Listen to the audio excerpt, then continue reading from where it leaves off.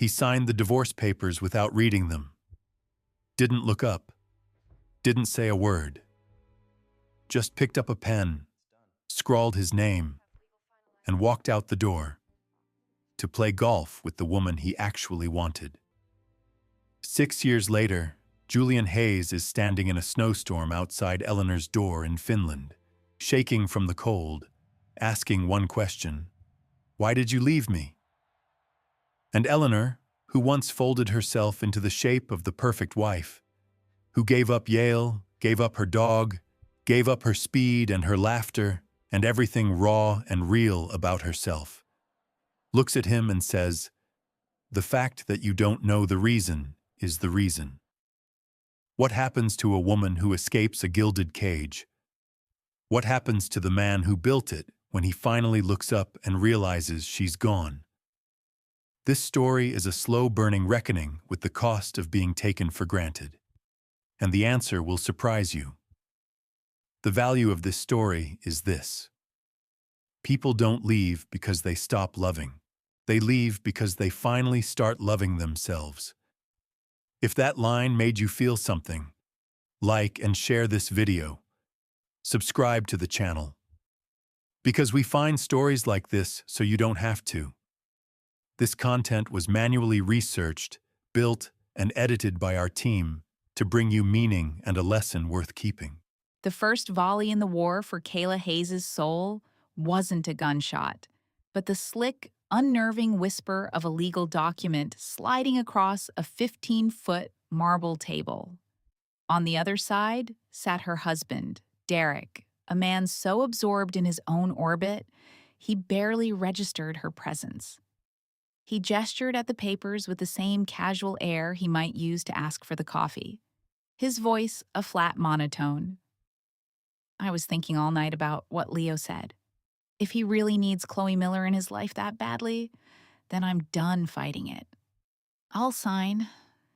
He continued, his monologue a seamless recitation of terms, as if closing a quarterly report.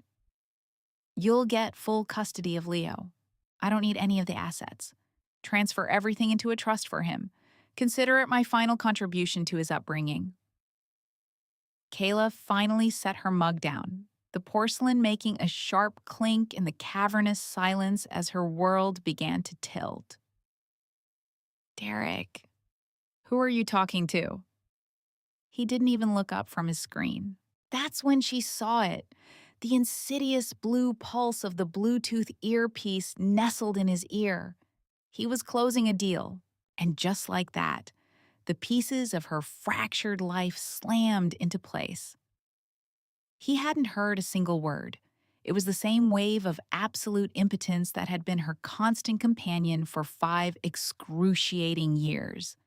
A lifetime spent trying to get the attention of a ghost. Every attempt to connect was met with that same chilling, soul-deep dismissal. It was the echo of 100 nights when he'd walked through the door cloaked in a perfume she knew wasn't hers, a scent that everyone in their circle knew belonged to Chloe. She confessed to her friend Sarah that she'd finally snapped one evening, her voice raw as she asked, "Who is it you spend all your time with, Derek?"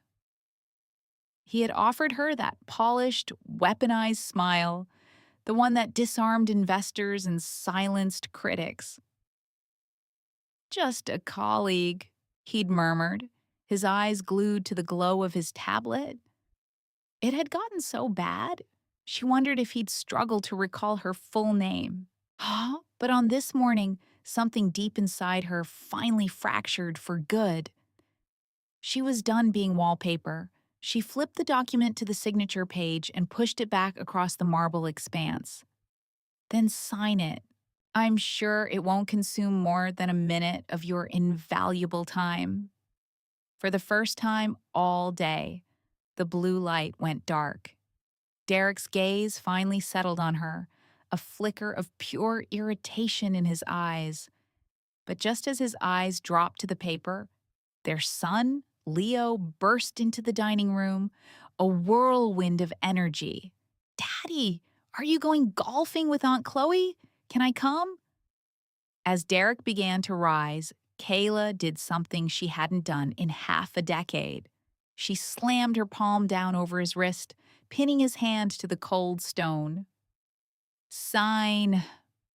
In that moment, he finally, truly saw her. The shock on his face was genuine.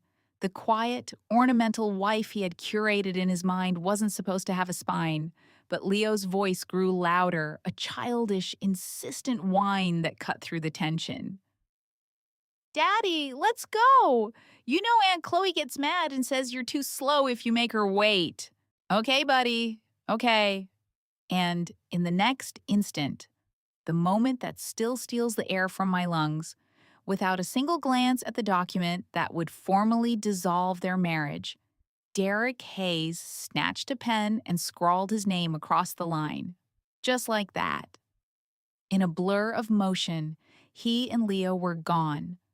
Kayla stood frozen, staring at the signed page, trapped between the horror of his blind trust and the crushing weight of his absolute, bottomless indifference. She picked up the pen, and next to his arrogant, fluid signature, she carefully wrote her own. In her entire existence, the names Kayla Vance and Derek Hayes had appeared side by side on only two legal forms. The first was their marriage license, a document filled with naive hope.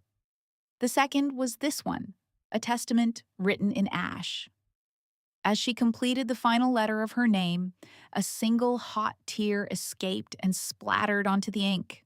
She wiped it away as if it were a speck of dust, slid the papers into an envelope for her attorney, and walked upstairs to pack. Opening the doors to her walk-in closet was like opening a mausoleum. She was confronted by rows of clothing that belonged to a stranger. Severe, formal, and punishingly expensive costumes for a part she no longer wanted to play. Nothing there felt like her.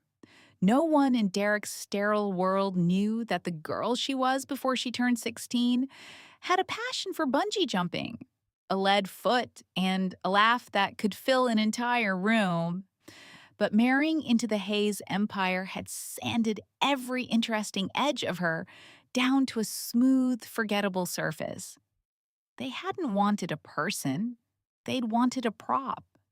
A soft-spoken, smiling placeholder named Mrs. Hayes, who would look perfect in the society pages. And even after she had systematically erased every vibrant piece of herself to please him, after every sacrifice, he had never even tried to love her. Instead, she became a running joke in their social set. I heard the whispers myself. She was a beautiful doll, hollowed out on the inside. Everyone knew, everyone said that Chloe Miller and Derek Hayes were the real love story. Staring into that closet at the uniform of her gilded prison, a violent wave of nausea swept over her. She ran for the bathroom, dry heaving over the toilet. When it passed, she looked up at her reflection. Her makeup was an immaculate, expensive mask, but her eyes were vacant, and she understood with gut-wrenching clarity that divorcing Derek Hayes was the first truly autonomous decision of her entire adult life. She was finished suffocating under the crushing weight of that name. She had to escape the cage and find the girls she left behind all those years ago. Buried in the back of the closet, she found a simple dress from before her marriage. She slipped it on and dialed her best friend. Sarah, can you come get me? That sprawling penthouse had never felt like home. And her own family. They had effectively forgotten she existed after selling her into this prestigious union. That wasn't home either. When Sarah's car pulled up, her face was a canvas of confusion. Kayla, what is happening? It's your birthday today, isn't it? I thought you were celebrating with Derek and Leo tonight. For a moment, Kayla froze. She pulled out her phone, her thumb scrolling through old messages. And there it was. A week ago, she'd booked a table at their favorite place. She had even sent Derek a hopeful, fragile text about their plans. The message was still there, stamped with the digital equivalent of a cold shoulder. Unread, no reply, after a full week. Did it sting? In the past, a slight like that would have broken her. But now, all she felt was a profound, almost peaceful emptiness. She got into Sarah's car, and they drove to the restaurant. The moment she gave her name, the host approached with a look of deep, professional pity. "Ma'am, I am profoundly sorry. Mr. Hayes booked the entire restaurant for a private event this evening. He's here celebrating his wife's birthday with his son. We can, of course, refund your deposit. We'll double it." Sarah just scoffed, pulling Kayla by the arm. "Oh, there won't be any need for a refund. You're looking at the real Mrs. Hayes right now." As they walked toward the vast, empty dining room, they heard it. A peal of delighted laughter. And then they saw them. Derek was there with Leo, presenting a massive candlelit cake to Chloe Miller. Derek's voice, when he spoke, was coated in a tenderness Kayla had never, not once, heard directed at her. "Happy birthday, Chloe. May all of your wishes come true." And then Leo, their son, chirped brightly, "Happy birthday, Aunt Chloe. I hope you wish to marry Daddy and be my new mommy." Kayla could only stand there, paralyzed, a spectator at the demolition of her own life. Derek's eyes were fixed on Chloe's face, shining with an adoration she had only dreamed of. And her son, the child she had carried for 9 months, the boy she had nearly died delivering, was pulling out Chloe's chair for her, pouring her water, and then gently tucking a stray lock of hair behind her ear. In 5 years of marriage, Derek had never once remembered Kayla's birthday, let alone uttered a phrase so full of affection. In his entire life, Leo had never so much as poured his own mother a glass of water, not once. Sarah was incandescent with rage, her sleeves literally rolling up as she prepared to march over and detonate the scene. But Kayla's hand on her arm stopped her. "It isn't worth it," she said, her voice flat and hollow. "I already signed the papers." Sarah drove Kayla directly back to her downtown apartment. Kayla didn't cry, not a single tear. It was Sarah who finally shattered, pulling her friend into a fierce hug and sobbing uncontrollably. "That man is a manipulative, narcissistic monster, and that little boy is a carbon copy." For 5 years, Kayla, your entire universe has orbited those two. You walked away from your career. You lost all your friends. You torched your entire life for them. I would finally convince you to meet for coffee, and one single phone call would have you sprinting home to make him some ridiculous hangover cure. When Leo was an infant, screaming through the night, how many times did you walk the halls with him so Derek wouldn't be disturbed? You gave them every last piece of yourself, and this is how they repay you. I know you're hurting, Kayla. It's okay to just let it go. You can cry. Listening to Sarah's litany of her own sacrifices, Kayla simply reached for a beer on the coffee table and took a long, slow swallow. She tilted her head back against the sofa cushions and whispered, "Cry? I can't. I don't think I have any tears left for them." But she had cried. She cried when Derek's mother subjected her to months of humiliating lessons on social etiquette. She cried when she tried to talk to her husband and he just looked straight through her. She cried waiting up alone, long past midnight, for a man who couldn't be bothered to send a text. It was the night their son Leo's fever spiked to a terrifying 104 that the last of the illusion finally shattered for her. She had called Derek, her voice tight with panic, only to be met with a cold, clipped, "I'm busy," before the line went dead. That little girl's dream she'd once held, of a loving marriage, of a real family, crumbled into dust. To the Caldwells, she had never been a daughter or a wife. She had been an acquisition. 5 years. It had taken 5 long, suffocating years for Kayla to finally wake up to the cold, hard truth. I've known Derek Caldwell my entire life, and if there's one defining trait, it's that the man is a creature of meticulous, unyielding habit. So, when he phoned me yesterday, his voice a bewildered rasp, I wasn't shocked. He'd just woken from a late night, and his brain, running on pure autopilot, dialed Kayla. "Austin, you won't believe this," he mumbled, the sound thick with sleep. I called her asking where I put my Patek, the one for Mondays.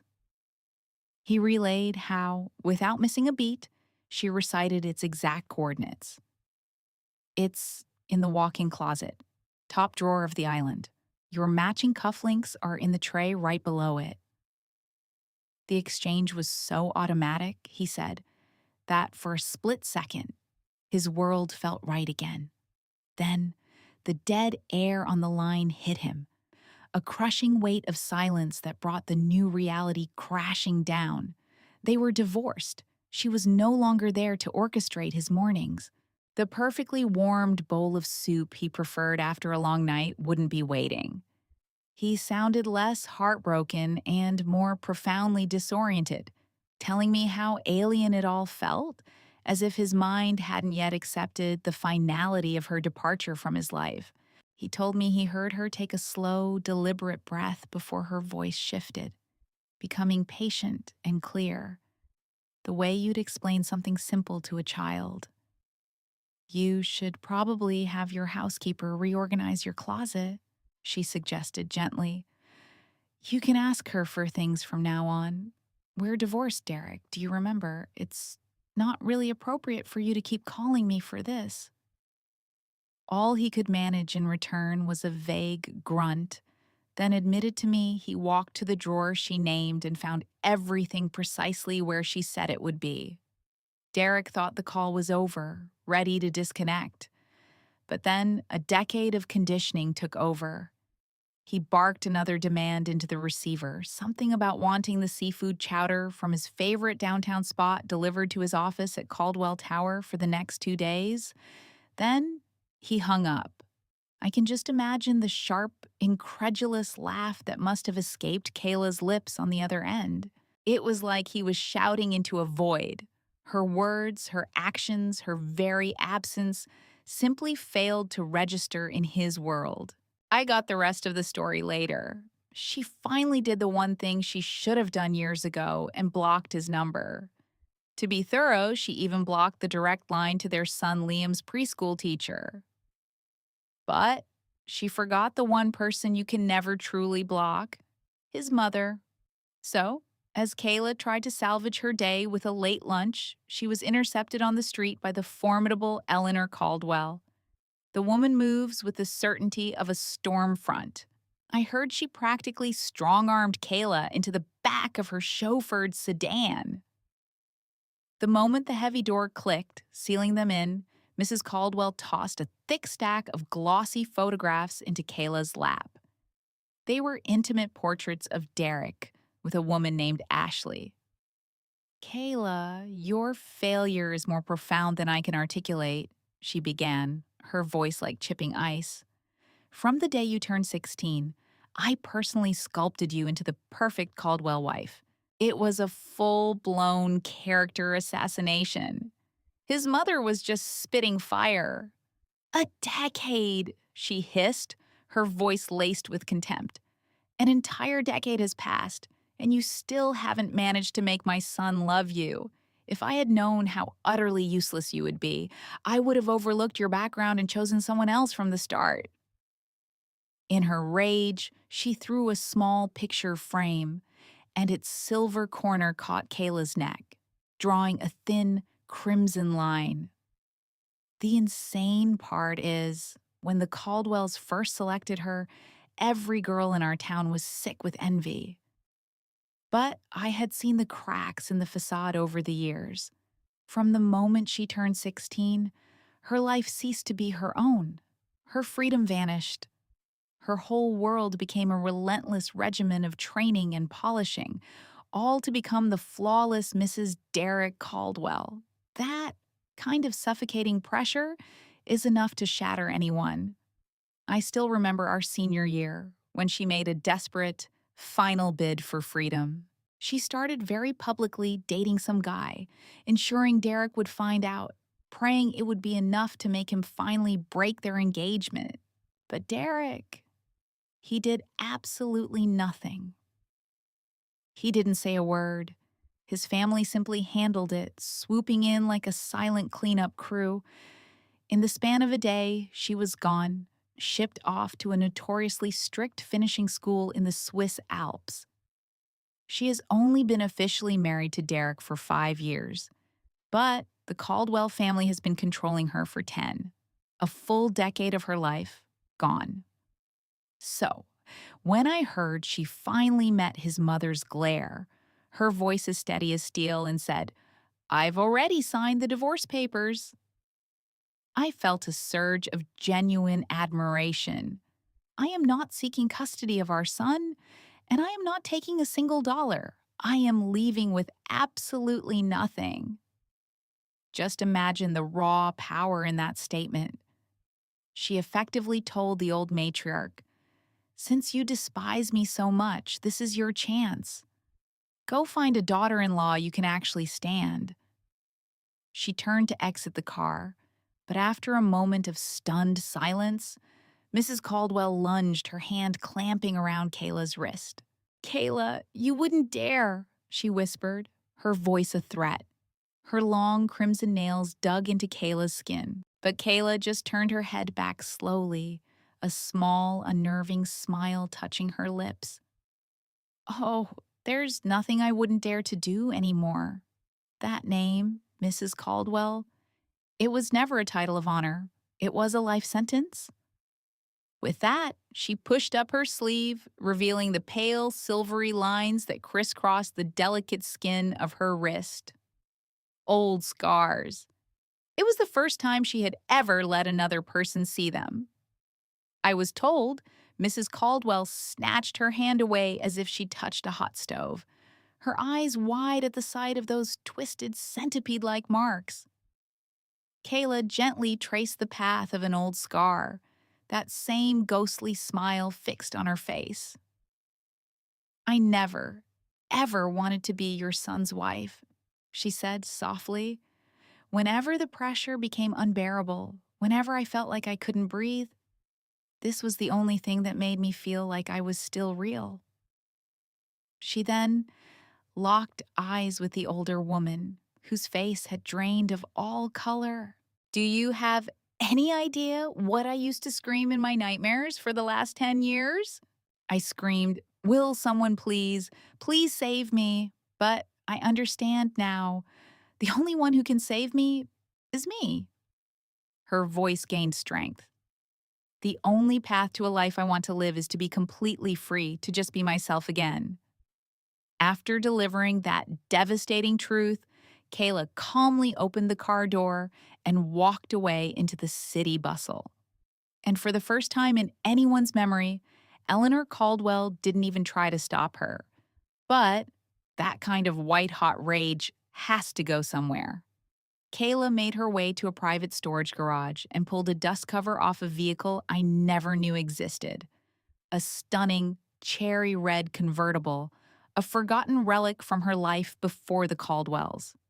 She climbed in, slammed her foot on the accelerator, and tore out onto the street.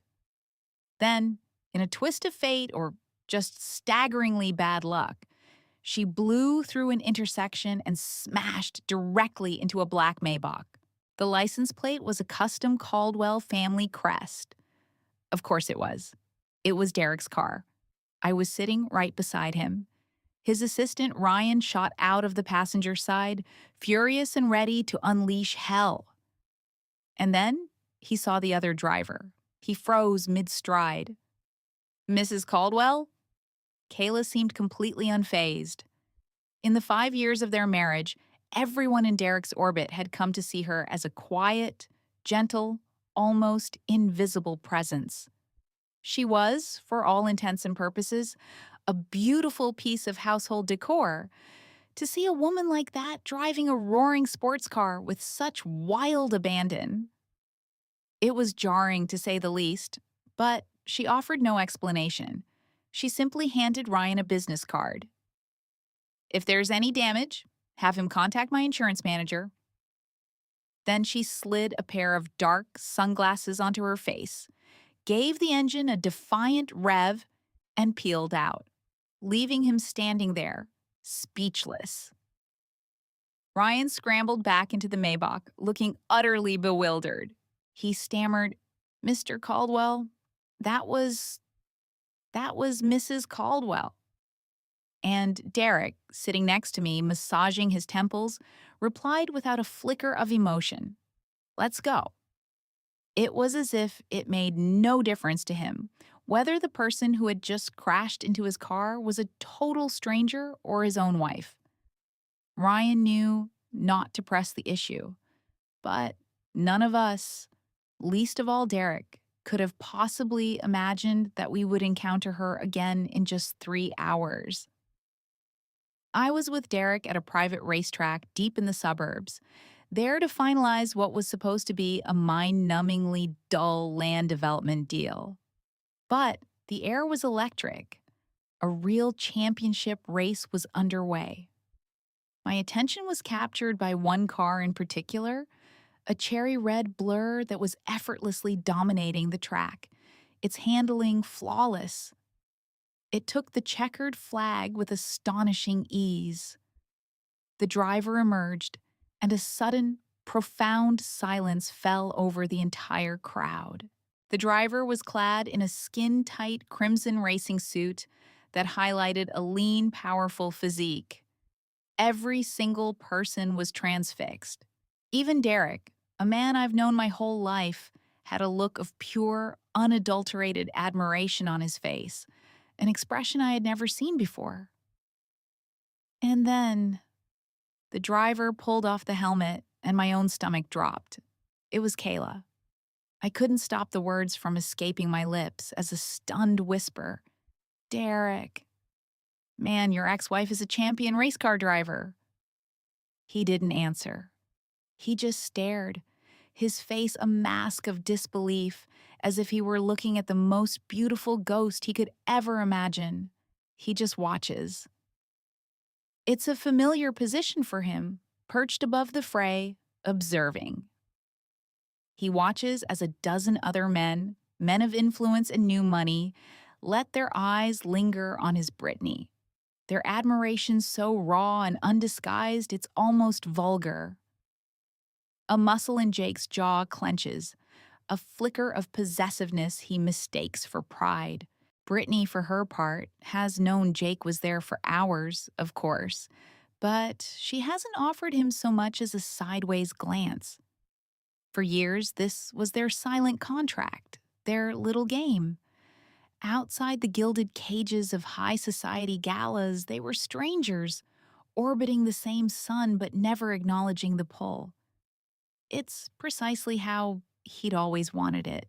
So when the new race organizer, some eager up-and-comer from out of state, makes his way over to perform the introductions, Brittany slides into her role without missing a beat. She extends a perfectly manicured hand, her smile a master class in professional warmth. "Mr. Hayes, it's a true pleasure to finally meet you." Jake just stands there, his face an impenetrable mask, letting the silence stretch until it becomes a weapon. The roar of the engines seems to fall away, leaving a vacuum of excruciating tension. And into that void, a voice, sickly sweet and dripping with entitlement, cuts through the air like a razor. When Jake told me about this moment, his voice was hollowed out, as if recounting a car crash he'd only just survived. It was the instant he finally understood that the intricate world he'd built was coming down around him.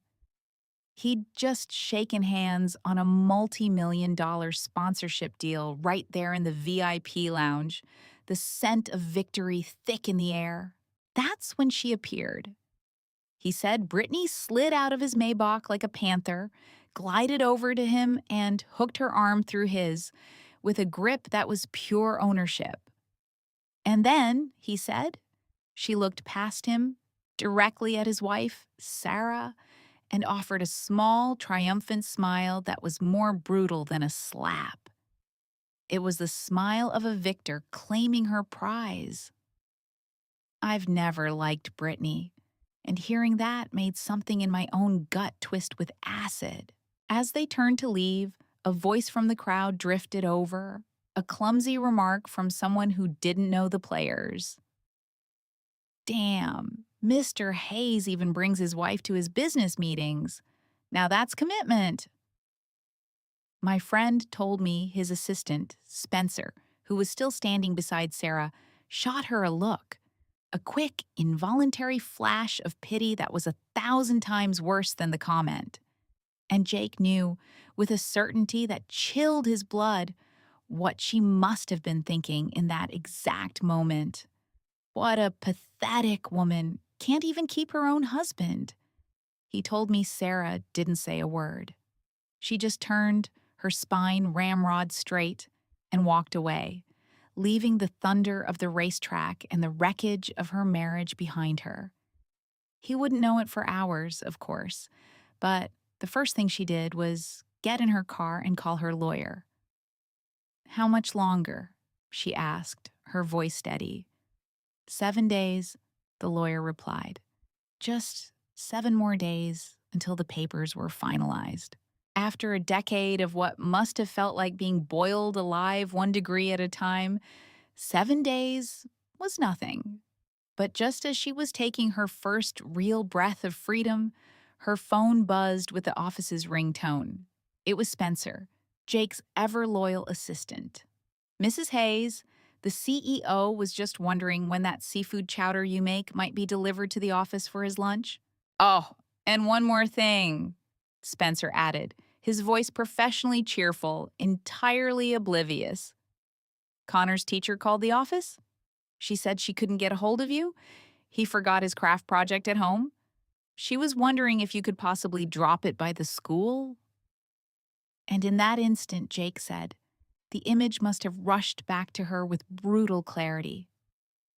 The night before she'd finally demanded the divorce, she had been hunched over the dining room table late into the night, meticulously sewing a small handmade puppet for their son, a YouTube tutorial playing softly on her phone. When she'd walked out that morning, the half-finished puppet was still sitting there, a casualty of the war she was about to declare. He told me what Spencer said next, and it still sends a shiver down my spine. Sarah had apparently looked up at the gray Manhattan sky and said into the phone, her voice a flat, dead calm, "Tell Jake there is no more seafood chowder. There won't be, ever again. And as for Connor's school projects, I am no longer his point of contact. Do not call this number about these things again." Then she ended the call and blocked the number. All the while, Jake was sealed away in his penthouse office, the king of Hayes Tower, utterly unaware his kingdom had just been overthrown. Spencer stood in the middle of Jake's sprawling office, phone in hand, looking utterly lost.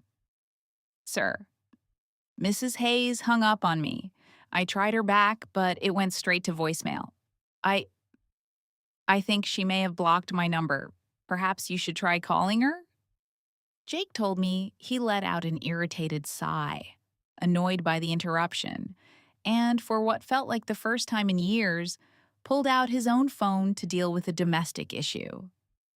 He scrolled to the contact he'd long ago stripped of a name, labeled only as wife, and fired off a text. "What's this tantrum about?" A heartbeat later, a sterile red system notification appeared beneath his own words. It read, "This person has enabled friend verification. You are not on their friends list. Please send a friend request to chat. Spencer, who was still rooted to the spot, inadvertently glanced down and saw the screen. He saw the last message Sarah had sent, an unread birthday party invitation from a week prior. And the kid, with the devastating innocence of youth, just blurted it out. Oh, wow. Mrs. Hayes's birthday is the same day as Miss Brittany's. So yesterday was her birthday, too. The wave of shame that hit Jake, even as he recounted it to me, was palpable. Spencer's voice was quiet, almost hesitant. Sir, did you happen to get her a gift? A heavy, suffocating silence filled the office before my friend, my completely and utterly clueless friend, finally answered, his own voice sounding distant and hollow. I wasn't aware. And Spencer, bless him, didn't even flinch. He'd seen the string of unread messages. Before the kid could say another word, Jake shut it down, retreating behind his corporate armor.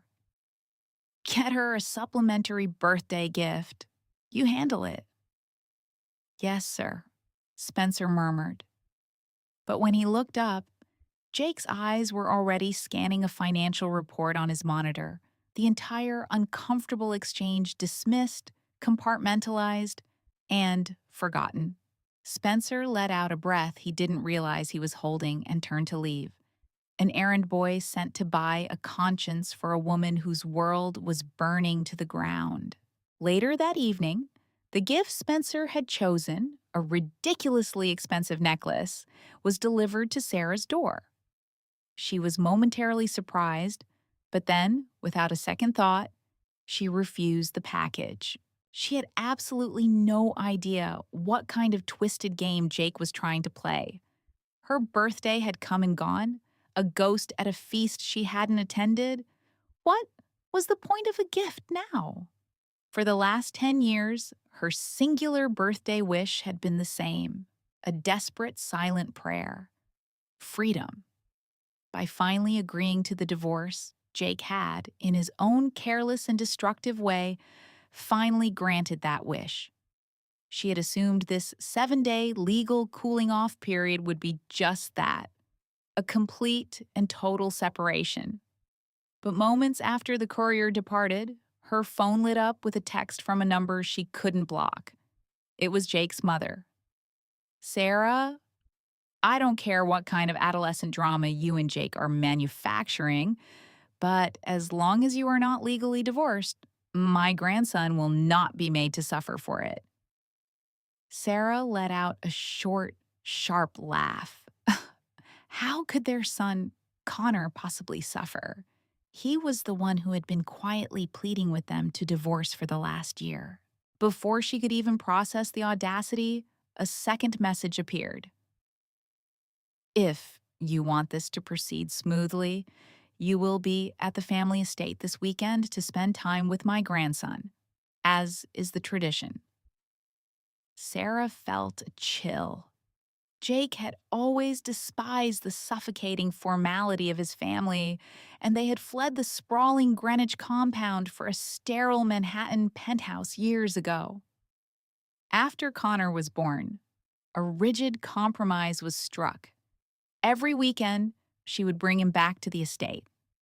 Today was Friday.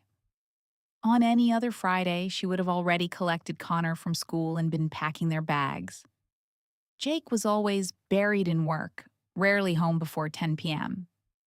This time, however, Sarah drove to the lion's den alone.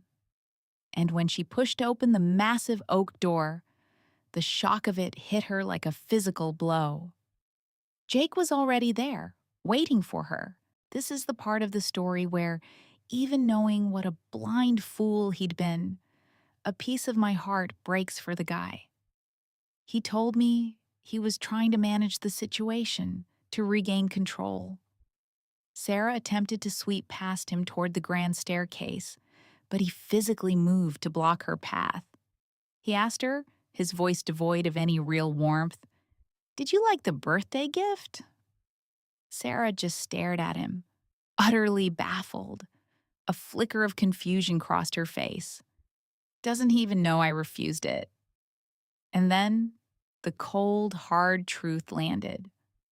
Of course he didn't. Why would he? He'd outsourced the gesture. Not wanting a scene, she just gave a curt, empty nod. But that was the opening he needed. Connor is carving a wooden charm for Brittany. I told him you would come upstairs and help him get it finished. And there it was. The gift, the ambush. It was all a business negotiation. He said she let out a laugh, a sound so cold and bitter, it seemed to lower the temperature in the marble foyer. Then she deliberately drove her shoulder into his as she pushed past him, storming up the stairs without uttering another word. He just stood there, a frown creasing his brow, watching her go. Upstairs, their son, Connor, was at a small antique desk, completely absorbed in his task, a small whittling knife flashing in his hands as he worked a piece of wood. When Sarah entered the room, Connor didn't notice her at first. As she drew closer, she saw a beautifully intricate good luck charm, already perfectly carved and polished, sitting on the desk. And beside it, her son was hunched over another block of wood, his small hands struggling to replicate the masterpiece. Jake said the soft sound of her shoes on the antique rug made Connor jump. The second he saw it was his mother. His entire body went rigid with a defensiveness that tore at her. He snatched the finished charm, the one Jake had carved for his sister, Brittany, and cupped it in his hands as if she were a common thief. His face, a miniature version of his father's, went cold. "Mom," he said, his voice flat, "this is the one Daddy made for Aunt Brittany." "You're not allowed to take it." Hearing Jake tell me that, it's a pain beyond words. He described the look on Sarah's face as a complete shattering, like watching a soul crack apart in real time. I can't begin to fathom it. This was the child she had poured every ounce of her being into for years, and he was looking at her as if she were a hostile stranger. Jake said she just stared at Connor's face, her husband's face in miniature, and it was as if all the air had been punched from her lungs, leaving her gasping in the silent, ornate room, utterly and finally defeated. "You don't have to be so fiercely protective," Ashley managed, her voice a thin, brittle thing she barely recognized. "I've never wanted a single thing that belonged to someone else. Besides, your father and I are getting a divorce. Your precious Aunt Kayla will be your new mother soon enough." And then, a voice like ice cracking cut through the tense air behind her. Nathan's voice. "Ashley, what kind of poison are you feeding our son? Are you even fit to be his mother?" It was the most he'd said to her in weeks, and he used every single word to systematically dismantle her in front of their child. She turned, a slow, deliberate motion that felt like it took a year, and met his cold, unreadable gaze with a tiny fractured smile. "You're right, Nathan. I'm not fit. So, you'd better find Spencer a mother who is." With that, she pivoted toward the door, a clean break. But his hand shot out, grabbing her arm in a grip that was all warning and possession. Just then, a cheerful chime echoed from Spencer's smartwatch, and the boy's entire face transformed. "Daddy, it's Aunt Kayla. She's video calling." In the space of a single heartbeat, Nathan's grip on her vanished. Ashley stood there, rooted to the spot, and watched him cross the room to their son, his entire demeanor shifting. That frozen mask he wore for her melted away, replaced by a genuine, incandescent smile for the woman on the screen. In that moment, a profound, bone-deep weariness washed over her heavier than anything she had ever felt. She didn't utter another word. She simply walked down the long, silent hallway to the guest room, closed the door, and turned the lock. The air in the room was glacial, and though the calendar said it was June, she felt as if she were lying in a tomb, buried 6 feet under the cold, unforgiving earth. She squeezed her eyes shut, chasing the mercy of sleep, and found herself tumbling into memory. First, she was 16 again, racked with sobs because her little terrier Mix had been sent away, put down. The reason? A young Nathan Hayes was allergic to dander, and his future wife couldn't possibly be seen as a dog owner. The scene dissolved and reformed. Now she was 19, her father explaining that she was being sent to a prestigious finishing school in Switzerland, an arrangement made and funded entirely by the Hayes family. A close friend of the family once admitted that Ashley was the kind of brilliant that graces a generation only once. She'd secured a full academic scholarship to Yale, poised to be at the top of her class, the entire world waiting for her. Instead, she chose Nathan. And in choosing him, she chose his family and their sprawling, iron-gated estate where she was meticulously remolded into a Hayes wife, erasing the woman she was meant to become. Nathan himself would later confess that she once described a nightmare to him, where the 16-year-old girl who lost her puppy and the 19-year-old scholar who lost her future were both screaming at her, "Ashley, walk away. Don't you ever, for any reason, look back." He knew, with the chilling certainty of hindsight, that they were right. From the moment he was served with divorce papers in his sterile office, he knew she was ready to strike a match and watch their gilded world burn to the ground. Nathan knew she felt trapped in a gilded cage. He recalled her saying once that if her life was just going to be a beautiful prison, she'd rather not have a life at all. For weeks, chaotic nightmares had savaged her sleep, but the internal clock his family had so carefully installed in her never faltered. 5 a.m., always.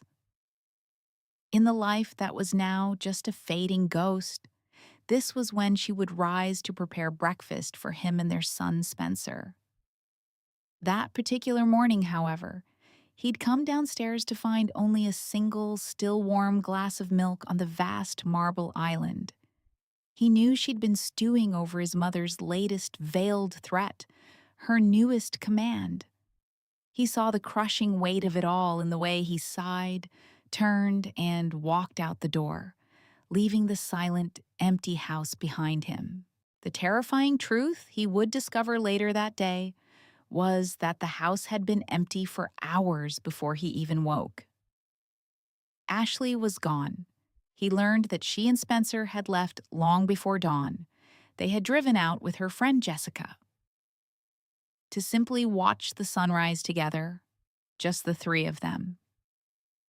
When Nathan recounted that detail, a broken, hollow laugh escaped him.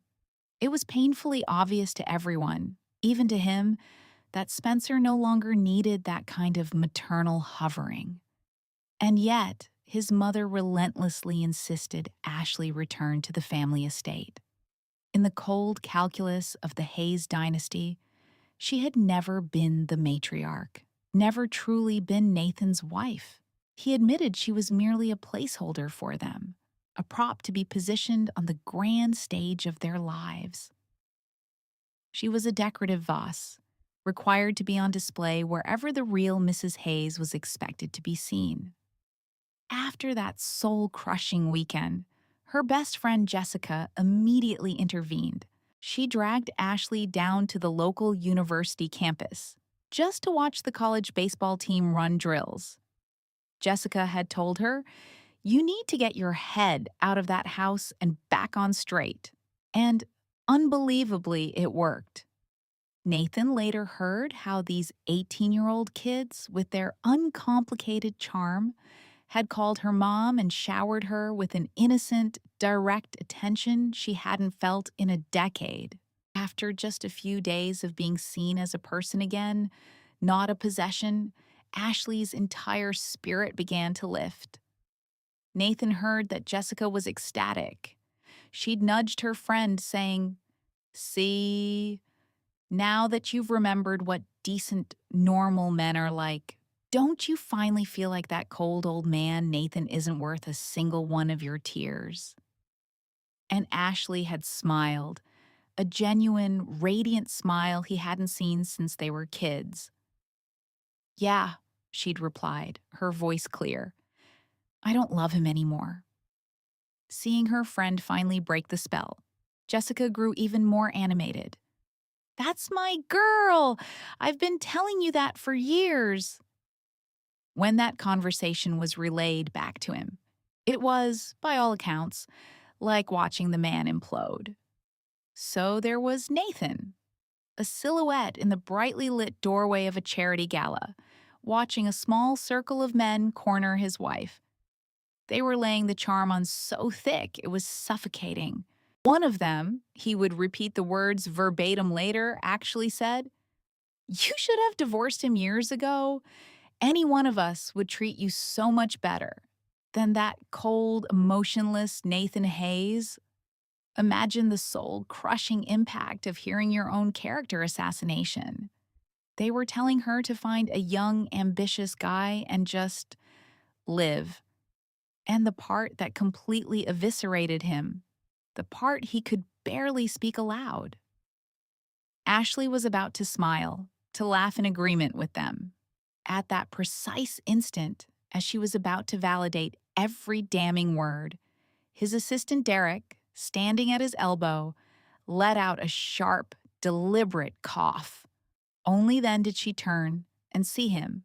His assistant Derek looked as though he might faint, but Nathan was nothing more than a shadow against the ballroom's brilliant light.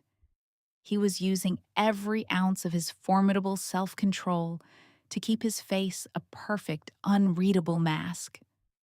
It was his greatest flaw, he'd later admit, the inability to ever let her see the turbulent world behind his eyes.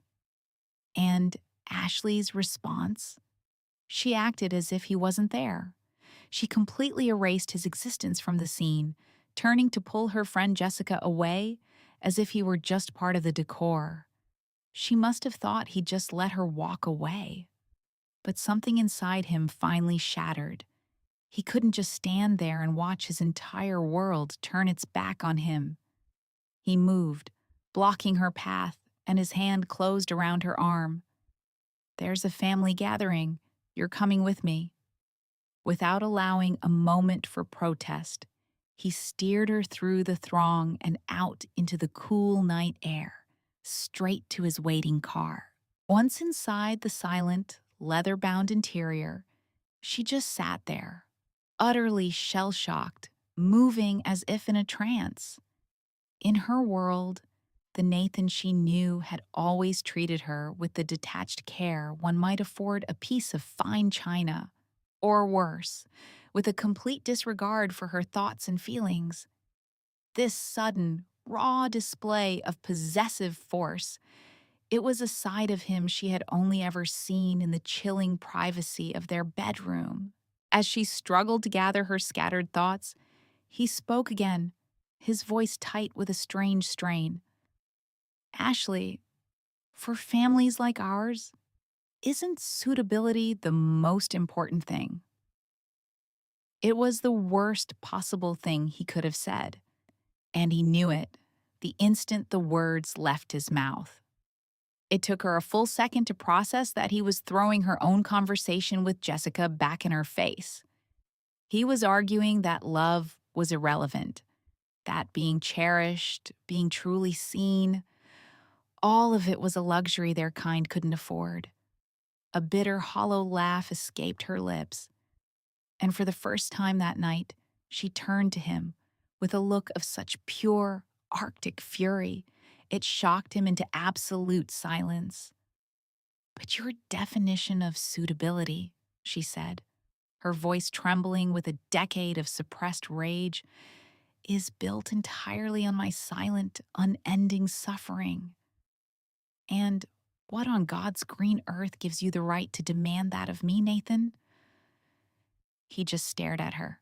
For what felt like an eternity, he offered no answer, no defense. Ashley no longer had the strength to even try to decipher the enigma beside her. She simply closed her eyes, turning her face to the window, and feigned sleep for the remainder of the drive. When they finally arrived at the exclusive private club, she realized it was an intimate gathering of Nathan's inner circle, a world she was never invited into. He had never, in all the years of their marriage, brought her to an informal gathering like this. Ashley knew his friends didn't care for her. They were artifacts of the world that had systematically suffocated her. She'd heard their nickname for her once, whispered when they thought she was out of earshot, his porcelain doll. So she sat there, her face a carefully constructed mask of polite indifference, nursing a single glass of wine. A short while later, feeling the alcohol's slight buzz, she quietly excused herself to find the restroom. The second the door swung shut behind her, one of Nathan's oldest friends leaned in close. "Nathan," Spencer said, his voice low over the ambient clatter of the gala. "Your wife hasn't cracked a smile all night. She's looking straight through you, man. I hate to say it, but those rumors about you two, they have to be true." Nathan Hayes just continued to swirl the deep Cabernet in his glass, his gaze lost in the vortex. "Who said a damn thing about divorce?" he murmured, a dangerous stillness in his voice. "The day I married Ashley Vance, I made a promise. My wife for this life is Ashley." His friend looked utterly staggered. "Are you for real right now?" Spencer asked, his mouth hanging open. Nathan merely leveled a look at him that could have frozen mercury and said nothing more. Flustered, Spencer pushed on, fumbling for a parallel. "Nate, you remember that tech mogul, Miller, the one you partnered with last year? He was just like this. Never acknowledged his wife, never brought her to events. Nobody even knew what a Mrs. Miller looked like. Before he knew it, she was gone, divorced him. I heard he's still burning millions trying to get her back," Spencer pleaded, his voice earnest. "If you mean what you say about a lifetime with Ashley, you better start acting like she's a part of it. Because if you don't, you're going to end up just like Miller, rattling around alone in some cavernous house filled with nothing but regrets." For a fraction of a second, the hand swirling the wine glass paused. Then, with a terrifying, unshakable certainty, Nathan said, "She wouldn't dare." And in that exact moment, miles away in the cold marble silence of the club's powder room, Ashley's phone illuminated her face. A single text from her attorney glowed on the screen. "Ms. Vance, the divorce decree between you and Mr. Nathan Hayes has been executed. It is available for retrieval at your convenience." The day she'd been counting down to had arrived. As Nathan later pieced it together from eyewitness accounts and his own shattered memory, she walked directly out of that club, bypassing their table entirely, flagged down a taxi, and collected the single sheet of paper that had been the subject of her dreams for a decade. She unfolded it right there on the darkened sidewalk under the buzz of a street lamp, reading the words over and over. From this second forward, she no longer had to treat Nathan's declarations as divine law. She no longer had to navigate the suffocating, labyrinthine rules of the Hayes dynasty. She would never again have to force down bland, steamed asparagus to maintain the so-called elegant silhouette of Mrs. Hayes. She didn't have to paint on the same muted makeup day after day, smile at people she loathed, and spin practiced lies about her perfect, happy life, she could finally go bungee jumping. She could learn to race cars. She could buy a one-way ticket and disappear into the mountains of Peru. A million possibilities unfurled before her. Leaving the law office, her best friend Chloe declared that to properly commemorate her first night of freedom, they had to eat something the former Mrs. Hayes would have been forbidden to even smell. She steered Ashley toward a chaotic block of food trucks, a riot of neon and noise. They ordered milkshakes, greasy pulled pork sandwiches, and ice cream piled high with everything. Eat whatever the hell you want, Chloe told her, a fierce grin on her face. And as Ashley inhaled the rich, forbidden aroma of charred meat and spices, Nathan said he can only imagine that she finally, for the first time in a decade, remembered what it felt like to be truly alive. That night, they ate barbecue straight from wooden skewers, drank cheap beer from the bottle, and danced on the cracked pavement to the distorted beat from a stranger's boombox. They laughed. It was loud, unrestrained, glorious laughter. And eventually, Ashley laughed so hard she began to sob, as the crushing weight that had sat on her soul for 10 long years finally, mercifully, turned to dust. I suppose when you've been silenced for that long, the rage and the sorrow have to find a release. Buoyed by a little too much beer, she finally unblocked her son Austin's number on her phone and pressed call. Nathan happened to be with him when his phone rang. The second Austin answered, she choked out the words, her voice raw with tears. Austin, I need you to hear this. Even if you despise me, I am your biological mother, the woman who nearly died on a delivery table to bring you into this world. That was me. And Nathan had no choice but to stand there, paralyzed, and listen as that truth detonated his son's world. I have to tell you, the fallout from that night absolutely destroyed him. Nathan sent me a long, rambling email in the dead of night, a perfect blueprint for how a man's world can completely disintegrate in under 48 hours. It all ignited with a single phone call. His wife, Ashley, was on the other end, her voice a shard of glass.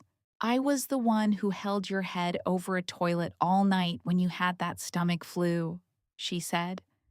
The moment you called me vicious to defend some other woman, some girl named Jessica, that was the moment I ceased to be your wife.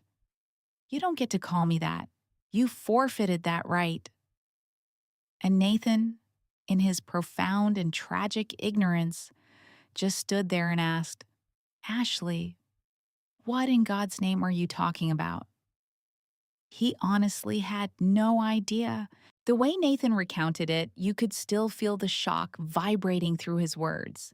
He said, an awful, leaden silence stretched over the line before a laugh, sharp, brittle, and utterly devoid of humor, crackled through the receiver. He knew their son, Austin, was almost certainly in the room with her. Then she unleashed her fury, her voice dripping with ice. Mr. Hayes, you think you have time to lecture me? Maybe you should use it to teach your son some basic human decency. Are you aware that on the eve of my birthday, your son, your own flesh and blood, informed me that I should divorce you so you could be with Jessica? And the sickest part, it was the longest, most coherent sentence the boy has ever spoken to me. Her final words to him before the line went dead were like a dagger. She said, Congratulations, Nathan. I've given every last one of you exactly what you wanted. And that was it. He called back again and again, but the calls went straight to voicemail. He just stood there, staring at the dead screen, completely adrift. Meanwhile, Ashley was already with her friend Chloe, setting her escape into motion. The very next morning, she booked a one-way flight to an undisclosed country. She knew the situation had gone critical, and the second her own family got wind of it, they'd descend, demanding she patch things up. She was haunted by the certainty that they would try to pressure her into crawling back to Nathan, to beg for his forgiveness. Or worse, attempt to broker a deal with the next wealthiest suitor they could find. She had to get out of New York, and she swore in that moment she would never set foot in the city again. So after a tearful goodbye with Chloe, Ashley grabbed a single small overnight bag with only the barest of essentials and headed for the street. But as she stepped out into the crisp morning air, her heart plummeted. Waiting for her at the curb was a sleek, black Maybach. The rear door swung open and Nathan emerged, holding little Austin by the hand. They began walking directly toward her. Nathan looked down at his son, his voice firm. "Austin, apologize to your mother." The boy looked small and pale, his fingers twisted in his father's jacket as he offered a stiff, tiny bow. "Mom, I'm sorry. I shouldn't have said those things. I shouldn't have said I wanted you and Dad to get a divorce. I was wrong. Can you forgive me?" But Ashley, Nathan said, just let out a quiet, weary little laugh, as if the apology was a foreign currency with no value here. "There's no need to apologize," she told the boy softly. She had already processed it, moved past it.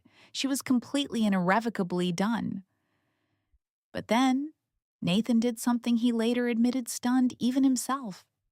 He spoke. "I apologize," he said, his voice raw and unfamiliar. "I didn't raise him right. This is my fault, too."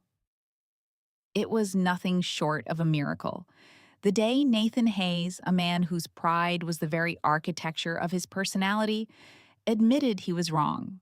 But a single apology can't cauterize years of wounds, and Ashley knew it. She suddenly remembered a package tucked inside her bag, something she had intended to mail to him from the airport. She met his gaze directly, her own unflinching, and said, "Nathan, if you're truly sorry, you can give me a ride to the airport." He just stood there, looking utterly blindsided by the request. "The family has no international travel scheduled. Where are you going?"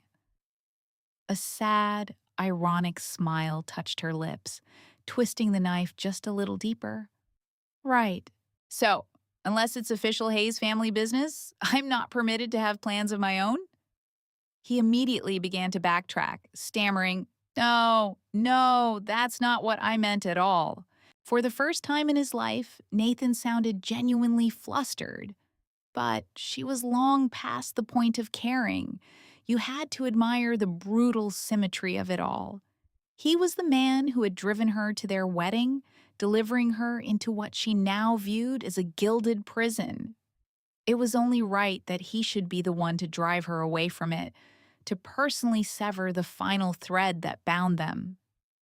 The entire journey to JFK was spent in a thick, suffocating silence. Just before she stepped out of the car, Ashley turned and handed Nathan an exquisitely wrapped box. "A parting gift," she said. He told me he was frozen, utterly bewildered, but he took it from her. "Thank you," was all he managed to say. Little Austin, his face a portrait of innocent hope, looked up at his mother and asked, "What about me, Mommy?" And Ashley smiled then, a real warm smile that reached her eyes. "Yours is in there too. It's a gift for both of you. You should be happy about it." Then she gave him one final chilling instruction. "Don't open it for 1 hour. By then," Kayla's voice was unnervingly steady, a stark contrast to the chaos of the airport terminal around them, "my flight will be in the air." For a fleeting, terrifying moment, Derek felt the carefully constructed armor of his public persona crack. He was Derek Thompson, a man who didn't plead. Yet, he heard his own voice, a stranger's voice, whisper, "Come back soon." She offered a smile that didn't reach her eyes, a familiar, heartbreaking expression he'd seen too often lately. Without another word, she turned her back on him and their life together, melting into the river of travelers. She wasn't coming back. As Derek stood rooted to the curb, a cold, unfamiliar dread snaked its way up his spine, watching the woman he called his wife get swallowed whole by the crowd. He was left standing on the sidewalk, clutching the gift-wrapped box she'd handed him, a silent testament to their final moments. An almost primal urge rose in him to rip it open, to find some answer inside its perfect wrapping, but a small hand on his stopped him. "Daddy," Austin's voice was a serious little pipe. "We promised Mom we'd wait an hour.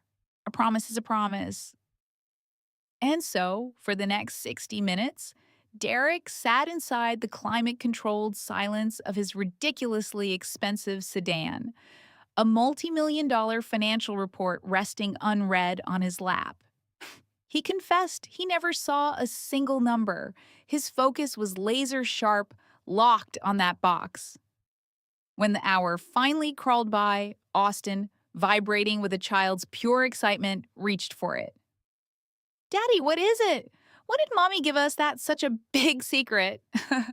With a soft, final-sounding click, the lid sprang open. Derek instinctively turned away for a second, a subconscious flinch, before his eyes were drawn back to the box in his son's lap. There, resting on a bed of pristine white silk, was not a luxury watch or a piece of custom jewelry, but a single, coldly official piece of paper, a certificate of divorce. Austin, who at only 3 years old was just beginning to piece together letters, stared down at the document, his lips silently tracing the shapes of the alien words. He then looked up, his bright, innocent eyes wide with a question that shattered the world. "Daddy, what's a divorce certificate? Mommy told me it was a present for both of us." "Is this little book the present?" The innocent question was drowned out by a roar like a freight train in Derek's ears. The financial report was flung to the floor mat. He shot up from the plush leather seat so fast his elbow slammed into a cup of coffee, sending the hot liquid cascading down the front of his $1,000 suit. He never even felt it. The dark, ugly stain bloomed across the fine wool, a perfect metaphor for the moment. But his eyes were locked on the box. He was only vaguely aware that his own hands were shaking so uncontrollably, he couldn't have made a fist if his life depended on it. The small crimson-covered booklet sat there, exuding a quiet, devastating innocence. He would later tell me it reminded him of Kayla herself during her final months in his house, a constant, quiet presence that he'd grown accustomed to ignoring. A tsunami of pure, undiluted panic washed over him, so potent it felt like he was drowning on dry land. There was a terrifying certainty in his gut that if he opened that certificate, a part of his reality, a part of his very identity, would be irrevocably erased. And this was Derek Thompson we're talking about, a man whose colleagues and competitors alike knew him as an unshakable force of nature. But in the sterile quiet of his car, with his son watching, he completely fractured. With a hand that trembled visibly, he reached out and lifted the thin booklet. He had to drag in several huge, shuddering breaths before he could summon the courage to open it. The moment his eyes landed on his name, Derek Thompson, printed in stark black ink right next to Kayla Hayes, the sight was so official, so final, that his mind simply refused to process it. His brain felt like it had short-circuited. He was divorced. His first, most primal instinct was to call her, to scream, to demand an explanation. But the crushing weight of reality slammed into him. She was on an airplane, 30,000 feet in the air, utterly and completely beyond his reach. A white-hot, blinding rage ripped through him, an emotion so violent he had to physically restrain himself from acting on the insane impulse to charter a private jet and hunt her down. He did the next best thing. He called his assistant. "Find Kayla's flight itinerary!" He snarled into the phone. "I want her final destination, and then I want you to figure out a way to get her on a plane back here. Now. And while you're at it, find out who the hell pushed this divorce through. There was no agreement. We never stepped foot in a courtroom. How is this even possible?" The voice that came out of him was raw, a shredded sound filled with a panic and fury he didn't recognize as his own. He never lost control. On the other end of the line, his assistant Ryan was likely reeling. In all the years he'd worked for Derek, he'd never heard this tone. Not when a rival corporation's move cost them billions. And this total meltdown was over the quiet, unassuming Mrs. Thompson. Ryan, completely bewildered but ever the professional, simply replied with a crisp, "Yes, sir," and the frantic sound of keyboard clicks followed. Derek began to pace his cavernous home study like a caged animal, the knot of cold dread in his gut twisting tighter with every step. Finally, in a move of pure desperation, he opened a social media app and sent a friend request to the woman who had methodically blocked him everywhere else.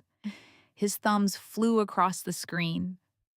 "What is this divorce certificate? You're a grown woman. Why are you playing these childish games? Call me when you land. Austin and I are worried sick." He paused, his breath catching in his throat, before typing again. His words a blend of command and plea. "Whatever this is about, we can talk through it like adults. We can communicate. This is not the way to handle things. You're a mother, Kayla, not some teenage girl."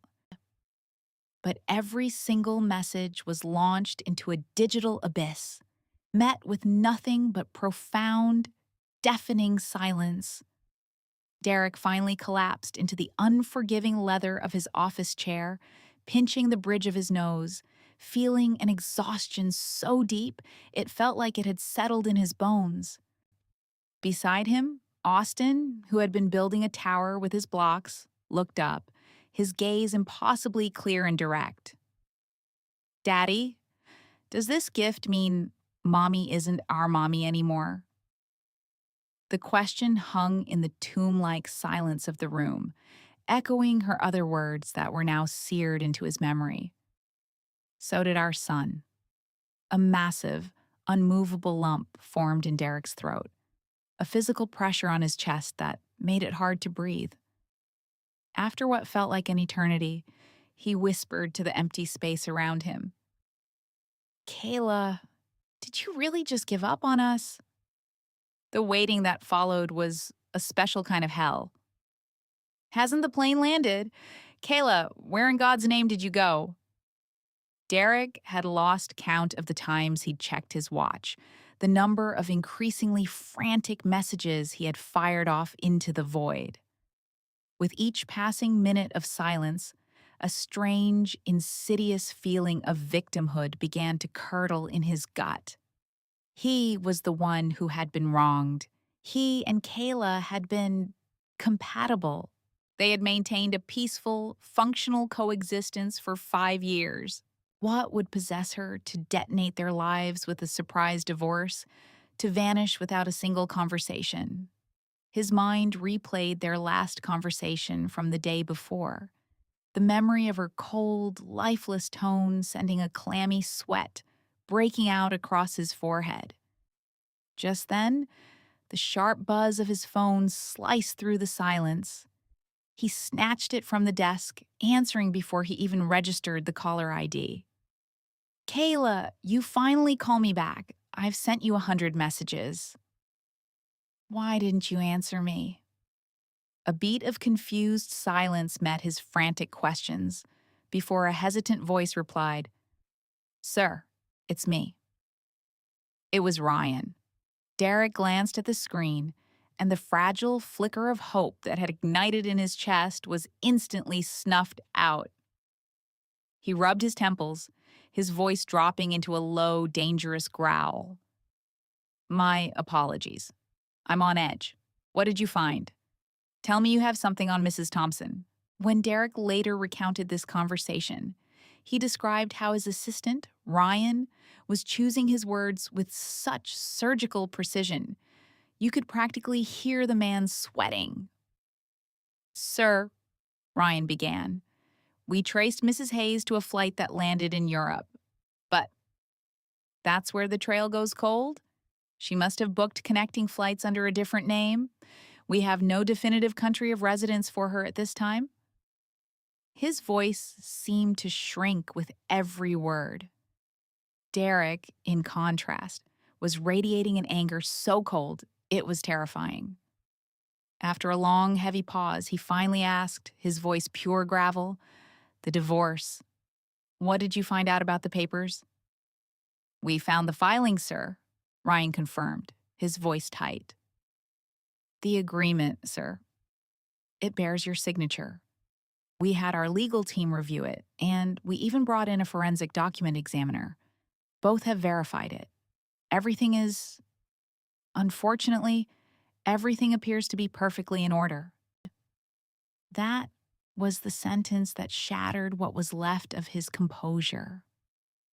What the hell do you mean, in order? Ryan, on the other end, must have been frozen in shock for a moment before he found his voice again. He explained, his words careful and measured. In the settlement agreement, sir, Mrs. Hayes made no claim on any assets. She signed away everything. All marital property, her shares in the company. It's all been redirected into a blind trust for your son, Austin. She listed it as her total contribution for future child support. She signed over full and sole custody of Austin to you. Derek could practically hear the sweat dripping from Ryan's brow through the phone. We've all seen bitter divorces among our friends. They're usually brutal, drawn-out wars fought over every last penny in possession. But Kayla Hayes, she had simply evaporated. She walked away with nothing. Derek told me he couldn't decide if it was because she had come to genuinely despise the wealth he represented, or if she was simply too broken to fight anymore. And while Ryan was still speaking, trying to soften the blow, Derek ended the call, plunging his loyal assistant into an abrupt, unsettling silence. Derek remained standing in his study, the phone still pressed to his ear long after the line had gone dead, the silence humming with the aftershocks of what he'd just been told. He simply could not compute the information. From his vantage point, their life had been proceeding as scheduled, and then, in the span of 24 hours, his entire world had been systematically dismantled. After a long, suffocating quiet, a ragged sigh escaped his lips as he whispered into the stillness, Kayla, what did I miss? And in that exact moment, the heavy oak door creaked open, and in walked his son, Austin. The little boy patted across the expensive rug and wrapped his arms around Derek's leg, looking up with an expression of pure, childish innocence. Daddy, he chirped, his voice bright and clear. Did you get the paper from Aunt Jessica? The one that means Mommy is gone forever so I can have a new mommy? He wasn't finished. Daddy, you should marry Aunt Jessica. I really, really want her to be my new mommy. Derek told me that on any other day, he would have dismissed it as the nonsensical prattle of a 3-year-old. But hearing those words, in that moment, It was like having acid poured into an open wound. The words didn't sound like a child's fantasy. They sounded rehearsed. How could it come to this? The thought ricocheted around the empty spaces in Derek's mind. Could his wife, Kayla, really have walked out because of something their own son said? He looked down at the small boy, a frown carving deep lines into his forehead. His voice, when it came out, was a raw, jagged thing, far harsher than he'd intended. You're only 3. What could you possibly understand about any of this? Never, ever say that again. You have one mother, do you hear me? There is no new mother. Austin's face, which had been bright with a child's simple logic, just crumpled. His features screwed up in confusion and hurt before he dissolved into a storm of tears. I want a new mommy. I want Aunt Jessica to be my new mommy. I don't want my old mommy. She's boring like a nanny. She's no fun. And just like that, something inside Derek snapped. He scooped his son into his arms, his movements swift and angry, and delivered a light but firm swat to his backside. Who taught you to say a thing like that? In that instant, the pieces slammed together with the force of a freight train. Austin was 3 years old. He didn't know the chilling finality of divorce papers. He would never on his own call the woman who rocked him to sleep a nanny unless someone had been carefully, deliberately planting those poisonous seeds in his mind. That single tap was nothing, but Austin shrieked as if he'd been struck. He wriggled from Derek's grasp and bolted from the study, his small voice echoing down the hall. I hate you, Daddy. If you don't get me a new mommy, I'm running away. Derek, frayed to the point of breaking, took a step to follow, but the sharp buzz of his phone stopped him cold. It was Jessica. And in that one gut-wrenching second, he made a choice. He hesitated, his duty as a father warring with something else entirely. And then he answered the call instead of chasing after his son. He put the phone to his ear, and Jessica's voice, a carefully crafted confection of sweetness and concern, flowed into the silence. Derek, Austin just told me the most awful thing, that you and Kayla are divorcing. What is going on? Please, tell me he's just confused. A sigh, heavy with the weight of the entire day, escaped Derek's lips. It's a misunderstanding. I'm not divorcing Kayla. Was there something you needed? A fraction of a second of silence hung on the line, and when she spoke again, her voice had shifted, shaded with a faint, unmistakable color of disappointment. Oh no, it's nothing. It's just, we were all meant to go to the amusement park for the fireworks display tonight. I hadn't heard anything from you or Kayla, so I was just calling to check. Guilt, fresh and sharp, twisted in Derek's gut. I am so sorry, Jessica. It totally slipped my mind. We'll have to reschedule. But by the time Derek disconnected the call, a deep sense of unease settling over him. Austin was already gone. He had vanished. At first, Derek would later recount, he didn't feel true panic. A 3-year-old boy simply couldn't disappear from a high-security penthouse apartment, not with a full household staff on duty. But he had. Austin was gone, spirited away from under their very noses. Not one person had seen him leave. The building's security cameras offered only a single ghostly image of a small figure walking alone down the city street. Derek called in every marker he had, leveraging his power to turn the city inside out, but it yielded nothing. Not a single trace of his son. He must have dialed Kayla's number 100 times, only to be met with the same cold, automated response. The number you have dialed has been switched off. Overcome with a rising tide of panic, he had his assistant Ryan track down the number for Kayla's closest friend, Megan. When she answered, he didn't bother with pleasantries. This is Derek Hayes. Have you spoken to Kayla? If you hear from her, you need to tell her right now that because of this ridiculous divorce nonsense, Austin is missing. He pressed on, his voice tight with desperation. If she has a single maternal instinct left in her body, I expect her on the next flight home. But before he could continue, Megan's voice erupted through the phone. Whoa, hold on a minute. Your son is missing? So you call the police? You absolute fool. What do you expect Kayla to do? Does she have some kind of superpower that lets her find him from halfway across the world? You want her to fly back here and what? Magically produce him? You've lost your mind. And don't you dare try to pin this on the divorce. You are the reason she is gone. If you ask me, she should have left you and that toxic little monster you're raising years ago. The line went dead. But almost instantly, his phone buzzed again. It was Jessica. Derek answered and was met with a symphony of manufactured terror. Derek, help me. Someone's trying to— Austin, let him go.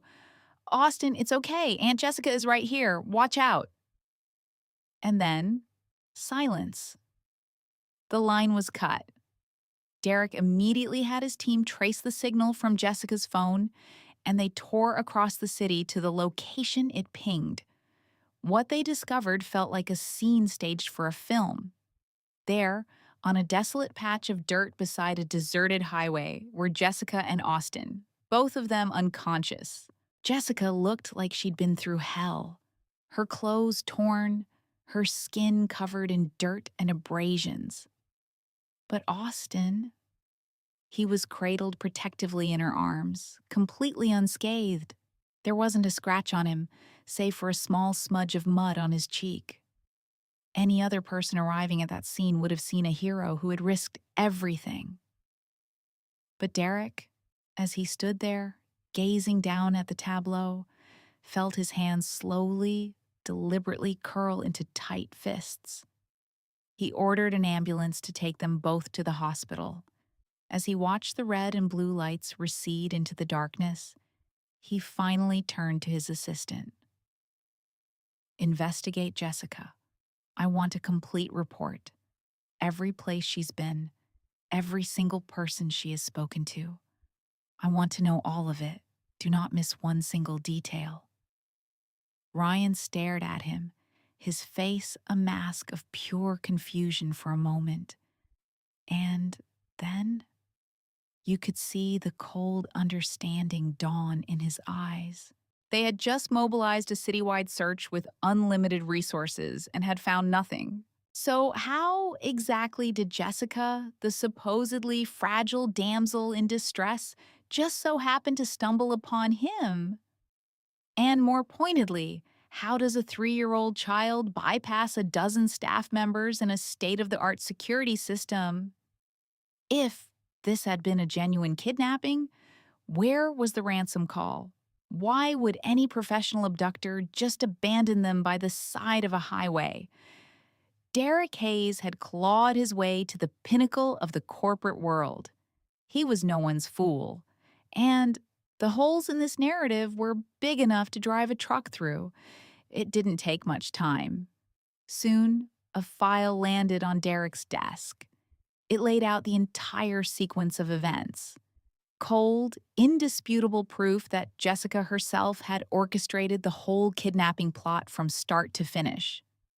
He stared at the folder for what felt like an eternity, his expression unreadable, but a glacial fury emanated from him in waves. "Withdraw the police report," he said, his voice devoid of any emotion. "This entire incident never happened. Shred this file. I don't want another soul to know it exists." So, the official story is that Jessica is the hero who rescued Austin? Ryan's shock was palpable. Anyone would have been stunned. Was Derek seriously planning to protect the woman who had staged the abduction of his own son? But before Ryan could voice another question, Derek was already striding down the sterile hospital corridor. When he stepped into the private room, Jessica was propped against the pillows, looking as pale and fragile as a porcelain doll. She flinched as he entered, a theatrical gesture as if any sudden movement caused her immense pain, and a flicker of what looked like pure calculation passed through her eyes. She gave a small, weak cough, deliberately shifting so that a collection of fresh bruises on her arm was clearly visible. Looking up at him, her brow furrowed with practiced worry. "How's Austin? Is he okay? He's so little." He must have been terrified. This is all Kayla's fault, you realize? Just walking out on her own child like that. What kind of mother just leaves? She began a dramatic charade of trying to push herself out of the bed.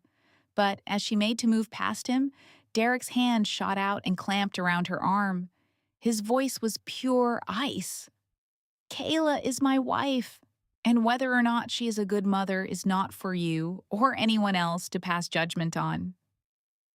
Jessica's eyes shot up to Derek's face, a visage that looked as if it had been carved from granite, and she went absolutely still. The way Derek described that hospital room would be forever burned into my memory. He said Jessica's face, the one that had always regarded him with such soft, unwavering affection, was now just a blank canvas, an unnerving emptiness that was colder than any rage he had ever witnessed. He told me he could practically see the sweat form on her palms as she scrambled to maintain her victimhood. "Derek, after all these years, how can you call me anyone else?" Her voice softened, he said, laying the performance on thick as she tried to appear broken. "I was just worried. I shouldn't have said that. But this was all so horrible. Even I'm still shaking. I've watched Austin grow up." The absolute nerve of it. I can't help but feel worried about him. Derek recounted that this was the moment he knew he couldn't contain it any longer. He felt his grip on her arm tighten instinctively, a reflex he couldn't suppress. His gaze was locked on hers, and for the first time since this nightmare began, he allowed her to see the Arctic suspicion he had been carefully concealing. He let the silence stretch out, thick and suffocating, before he finally let fall the bomb he had been carrying. "If you found it so horrible, so terrifying, then why did you hire someone to kidnap my son? Why did you stage this entire twisted production?" He said her face just froze, like a statue beginning to crack. "She just blinked," he said, pulling off a flawless performance of utter confusion. "Derek, what on earth are you talking about? I don't understand." But he was finished with the games. He told me he didn't even have the strength to lay out the mountain of evidence he possessed against her. He simply stared, letting her absorb the full weight of his disappointment, his disgust. "I've already taken care of the evidence for you," he informed her, his voice flat. "From this day forward, you will stay away from Austin. I am sending you abroad. I will ensure that you are financially secure for the remainder of your life. But you are never to return." He tried to turn and leave then, to simply end the entire sordid affair. But she scrambled from the hospital bed and threw her arms around his waist from behind, her voice cracking with desperation. "Derek, please don't send me away. If I did something wrong, I can make it right. We've known each other for so many years. I can't live without you." He told me it was like being touched by a ghost. Her embrace felt like ice against his back. He just methodically pried her hands from his waist, completely unmoved. Her voice, thin and frayed with desperation, echoed in the sterile hospital room. "Derek, why?" she pleaded, her grip tightening on his arm. Okay, fine, I was impulsive. I get that. But you and Kayla are over. You're divorced. All I want is to marry the man I love. What's so horribly wrong with that? I don't care that Austin isn't my biological son. I promise you, I'll be an amazing mother to him. Derek told me he finally pulled his arm free, a profound sense of bewilderment washing over him. He stared at her, lost in the sheer force of her fantasy, and repeated her own phrase back to her, his voice a hollow echo of disbelief. The man you love. The man you love, he pressed, his words hanging in the air like a death sentence. Isn't that man supposed to be my dead older brother? And that, he said, was the final, devastating blow. He watched every ounce of color drain from Chloe's face, leaving it a waxy, translucent mask. Her lips began to quiver uncontrollably. What? What are you even saying? The person I've loved all this time is you. For all these years, you were the one here for me. You were the one who took care of me, who kept me safe. You remember my birthday when I don't. You're always here. She was flailing, a drowning woman reaching for anything that might float. You're better to me than you ever were to your own wife, she whispered, her voice cracking. Are you really telling me none of that was love? He confessed to me that for one fleeting, terrifying second, her accusation found its mark, and he physically recoiled from her. I took care of you, he finally managed to say, his voice cutting through her delusion like a surgeon's scalpel, because it was the last thing my brother asked of me. He needed her to understand the cold, hard truth. I have never had romantic feelings for you, Chloe. I will never marry you. Your private jet is fueled and ready today. I suggest you leave as soon as possible. He didn't offer her another look. He just turned, his footsteps echoing down the hallway as he walked out of that hospital room and definitively out of her life. Here's the truly wild part of the story. While Derek's entire existence was imploding in a quiet hospital room in America, his actual wife, Kayla, was a world away in Finland, breathing in the crisp Nordic air, completely oblivious. She had secured her residency, was enrolled at a top university, and was finally resurrecting the dream she had sacrificed for him, a career as a diplomatic translator. Before her first semester even began, she took the money she had carefully saved, her escape fund, and bought a small, charming house on the outskirts of the city. She'd told mutual acquaintances, who eventually relayed the story to Derek's team, that on clear winter nights, you could see the aurora borealis dancing from her own backyard. She was genuinely thrilled by the prospect of solitude, of owning her own schedule. She was immersing herself in the complexities of the Finnish language, taking supplementary courses in others. For the first time in over a decade, she was utterly and completely her own person. You have to grasp the full timeline here to understand the weight of it all. The story Derek laid out for me was an epic. His wife, Kayla, had been accepted into an incredibly competitive international studies program. This wasn't some community college course. It was the real deal.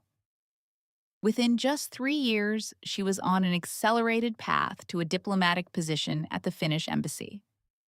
She became so consumed by this vibrant new existence that her life as Derek's wife, began to feel like a story someone else had lived, a faded photograph from a forgotten album. Because over there, she wasn't Mrs. Derek Hayes, a satellite orbiting the immense gravity of his family's empire. She wasn't the wife of a titan of industry. She wasn't even just Austin's mother anymore. For the very first time, she was simply Kayla, a whole and complete individual standing on her own 2 feet. You have to realize, The cultural landscape in Finland was a different planet compared to the high-pressure world she'd fled. Life there wasn't a rigid checklist of achievements to be ticked off by a certain age. It was a fluid, personal journey.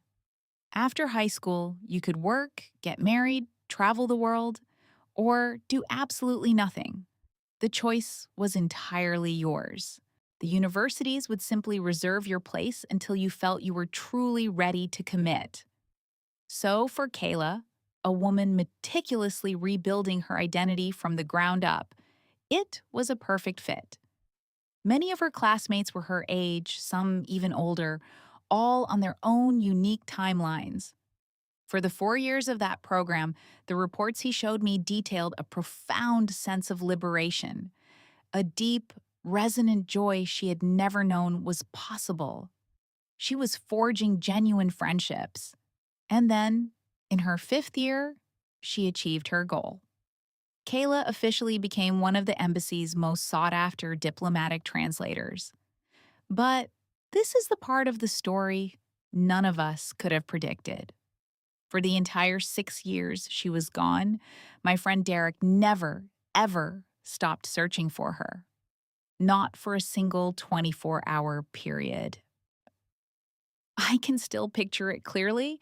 I was in his glass-walled office at the top of the Hayes Tower when his right-hand man, David, burst in, practically vibrating with nervous energy. "Sir," he managed to get out, "we have intel on Mrs. Hayes. We've found her. She's working at the embassy in Finland." Derek shot up from his chair like he'd been struck by lightning, and a look of such pure, unadulterated ecstasy broke across his stone-like features. David's mouth fell open. I swear on my life, none of us in his inner circle had seen Derek genuinely smile in 6 years, not once since the day Kayla left. I mean, this was a man who closed multi-billion-dollar mergers without so much as a twitch of an eyebrow. But this news, this was something else entirely. Derek was already moving towards the door, then spun back to face David, his voice sharp with urgency. "I want a file. I want everything you can find on her life now. Get it for me immediately." A surge of triumphant adrenaline, of pure, unfiltered victory, seemed to course through him. He told me later that, for the first time in what felt like a lifetime, he couldn't control the smile that was pulling at his lips. I watched as his gaze fell on the framed family photo he always kept on his desk, the three of them, a relic from a happier time, and saw his finger gently, almost reverently, trace the curve of Kayla's smile. He whispered it so quietly I couldn't hear, but he told me the words later. It was a vow. "I'm going to fix this. I am bringing you home."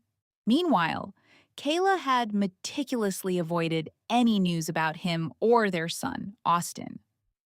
In her mind, that chapter was finished. They had the life they wanted, with the perfect socialite wife and mother she could never pretend to be. Her life had become a whirlwind of international summits, high-stakes negotiations, and the silent, intense work of translating sensitive documents. It was grueling, it was fulfilling, and it belonged entirely to her. Until one gray afternoon when her supervisor summoned her to his office, holding a project proposal for a massive new energy initiative. "Kayla," he said, his tone serious, "you're our best. This proposal is a top priority for the Finnish Trade Commission. I need you to translate the entire document, and I need it turned around with extreme prejudice." She glanced at the intimidatingly thick binder and offered a small, confident smile. "Of course, sir. Consider it done." This was her world now. She had spent years honing her craft for precisely these moments, for tackling the impossible challenges that made others hesitate. She thrived on the pressure, but then Kayla opened the binder, and her eyes landed on the cover page. The proposal was from the Hayes Corporation, and listed directly beneath the corporate logo was the name of the project lead, Derek Hayes. The name hit her like a physical blow.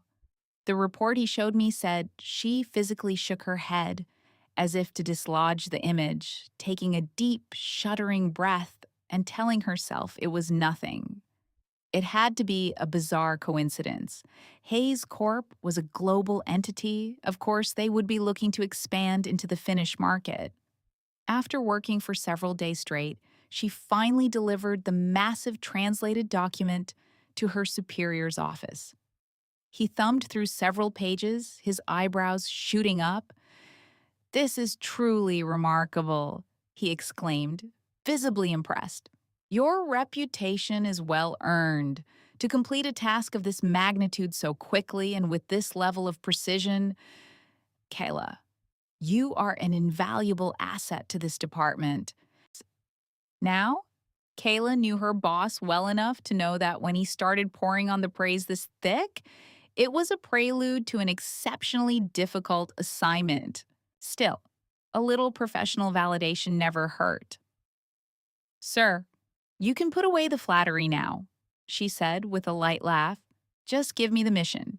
Any more compliments and my head won't fit through the door on my way out." He chuckled. "Fair enough. Fair enough. The senior delegation from Hayes Corp is flying in for a preliminary site visit. Our government is pulling out all the stops for this one. I've already assigned you to the diplomatic translation detail for their entire trip." Then he leaned forward slightly, a conspiratorial glint in his eye. "And look, it won't be all work and no play. I seem to recall you're unattached, correct? Well, the head of the Hayes Corps delegation is young, brilliant, and I'm told also single. Just think of it as a unique networking opportunity." That must have been the moment a cold dread began to seep into her veins. It couldn't be Derek, could it? She must have thought. No chance. The world isn't that cruel, but it was. So Derek recounted the story of the day he landed in Finland for the initial Hayes Corp meetings. He had zero clue that Kayla was even in the same hemisphere, much less that she was the official translator assigned to his team. He put the pieces together later, but apparently, on the drive to the airport, her boss was briefing her about the welcome reception, assuring her it was a casual affair and that he would personally introduce her to the lead representative. I can just see it now. Some polished embassy official spotting Derek and starting to wave his arms like a madman. "Mr. Hayes, we're over here." And Derek said, "This man," actually grabbed Kayla by the arm and began pulling her through the throng of people. She was still trying to process what was happening, completely ambushed. And then suddenly, there she was, standing directly in front of him. 6 years. 6 years without a phone call, without an email. And Derek said it was like the universe had just folded in on itself. He looked exactly the same. The same quiet intensity, the same unnerving stillness. Her boss gave her a little nudge forward, smiling from ear to ear. "Mr. Hayes, allow me to introduce Miss Kayla Vance from our esteemed diplomatic translation department. She will be your personal translator during your stay." Then the man leaned in, his voice dropping to a conspiratorial whisper. "And don't let her delicate appearance fool you. Miss Vance is fluent in 5 languages. She's the absolute best we have. And she happens to be single." Derek told me he saw red. He had to physically restrain himself from knocking the guy out right there. All his focus narrowed to Kayla, desperately searching her face for any sign of recognition beyond the veil of professional shock. But Kayla, to her credit, was a fortress. Derek said she manufactured a flawless, polite smile, extended her hand, and spoke in a voice that was pure, polished ice. "Mr. Hayes, "It's a pleasure to meet you." He just stood there for a beat too long, his brain short-circuiting, before he finally managed to take her offered hand. Seeing her like this, a polished, professional stranger, was a visceral blow he never anticipated. She was already trying to move on, to get through the formal introductions. She started to withdraw her hand, but he told me his fingers refused to cooperate. He simply could not let her go. With a few sharp tugs against his grip, her entire expression hardened, her voice plunging to a terrifying calm. "Mr. Hayes," she said, the name a shard of ice. "What precisely do you believe you are doing?" Her boss, a man completely out of his depth, finally sensed the temperature drop and scrambled to play peacemaker. Ah, yes, the undeniable allure of our diplomatic translators. It seems Mr. Hayes is utterly charmed. Derek would later recall how a silent, Arctic rage flooded his veins in that moment. His fingers finally uncoiled from her hand. For the first time all evening, he told me, a smile found its way to his lips. But it felt like a gash, something alien and wrong. Indeed, he managed, the single word tasting like ash. The rest of the dinner was an exercise in torment.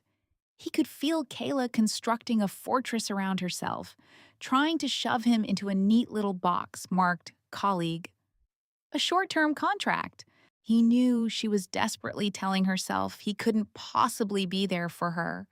But she was the only reason he had crossed an ocean. He watched her settle into the chair beside him, her professional mask perfectly reconstructed.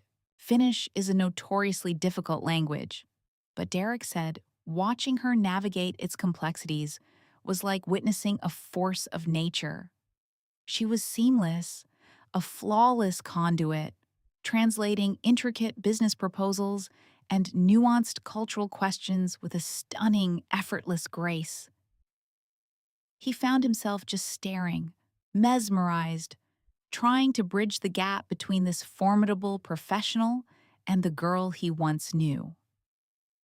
He'd make a point, something sterile like, "Finland offers robust policy support in the clean energy sector, and their technology is world-class.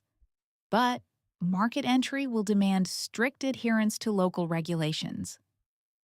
We can provide legal guidance and allocate significant resources to ensure compliance." As the words left her lips in Finnish, he saw it. A flicker of a pause, a microsecond of hesitation. He told me he would have given anything to crawl inside her mind in that instant. In the 5 years of their marriage, she had never been allowed to see this version of him, the focused, driven man who commanded boardrooms. He wondered if she felt a pang of bitterness, not for him, but for the life she believed she'd sacrificed. But then the truth hit him like a punch to the gut. She was free now, and that knowledge was a blade twisting inside him. His own voice sliced through the fog of his thoughts, an attempt to drag her back to the present. "I need to understand if there are any special stipulations regarding Finnish tax and labor laws."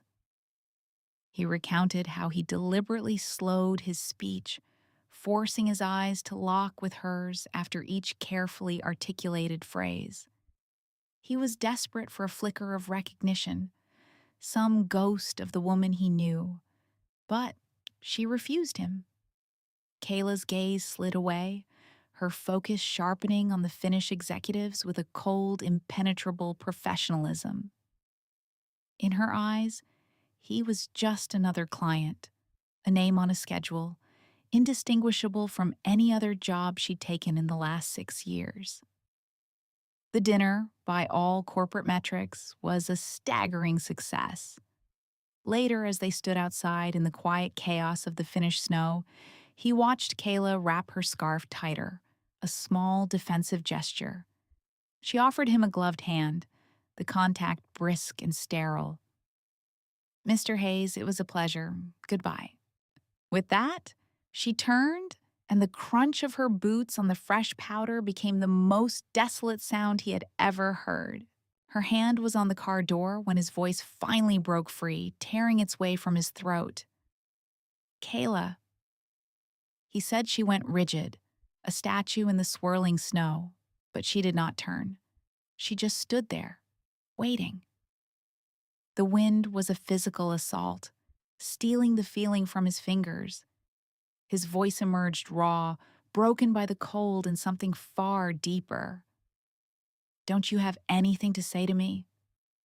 He knew he sounded pathetic, a man stripped of all pride, but he no longer cared. Her response shattered what little was left of him.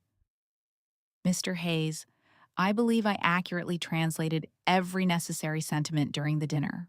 As for anything else, no, I have nothing more to say." In that moment, the dam of his composure finally broke. He let the raw, pleading desperation bleed into his tone, feeling the words crack as they left his lips.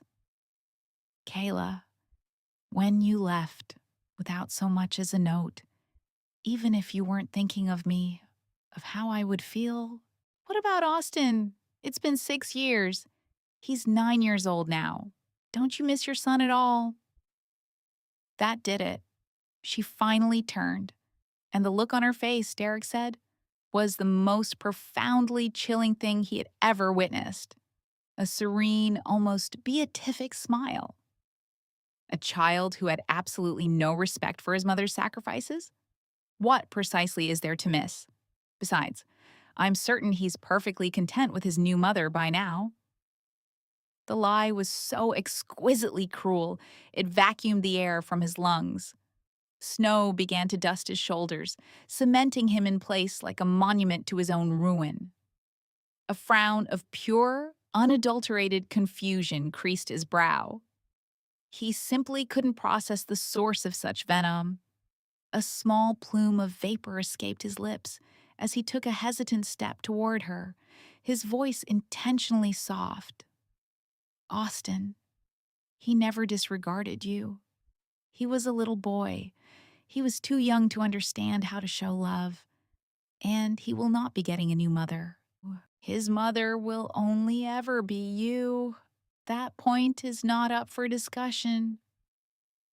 Too young to know how to love. He saw her eyes tracing the lines of his face, and he knew with a sinking certainty that she was replaying a narrative she had carefully constructed over the years. It had to be his mother's birthday, he realized later.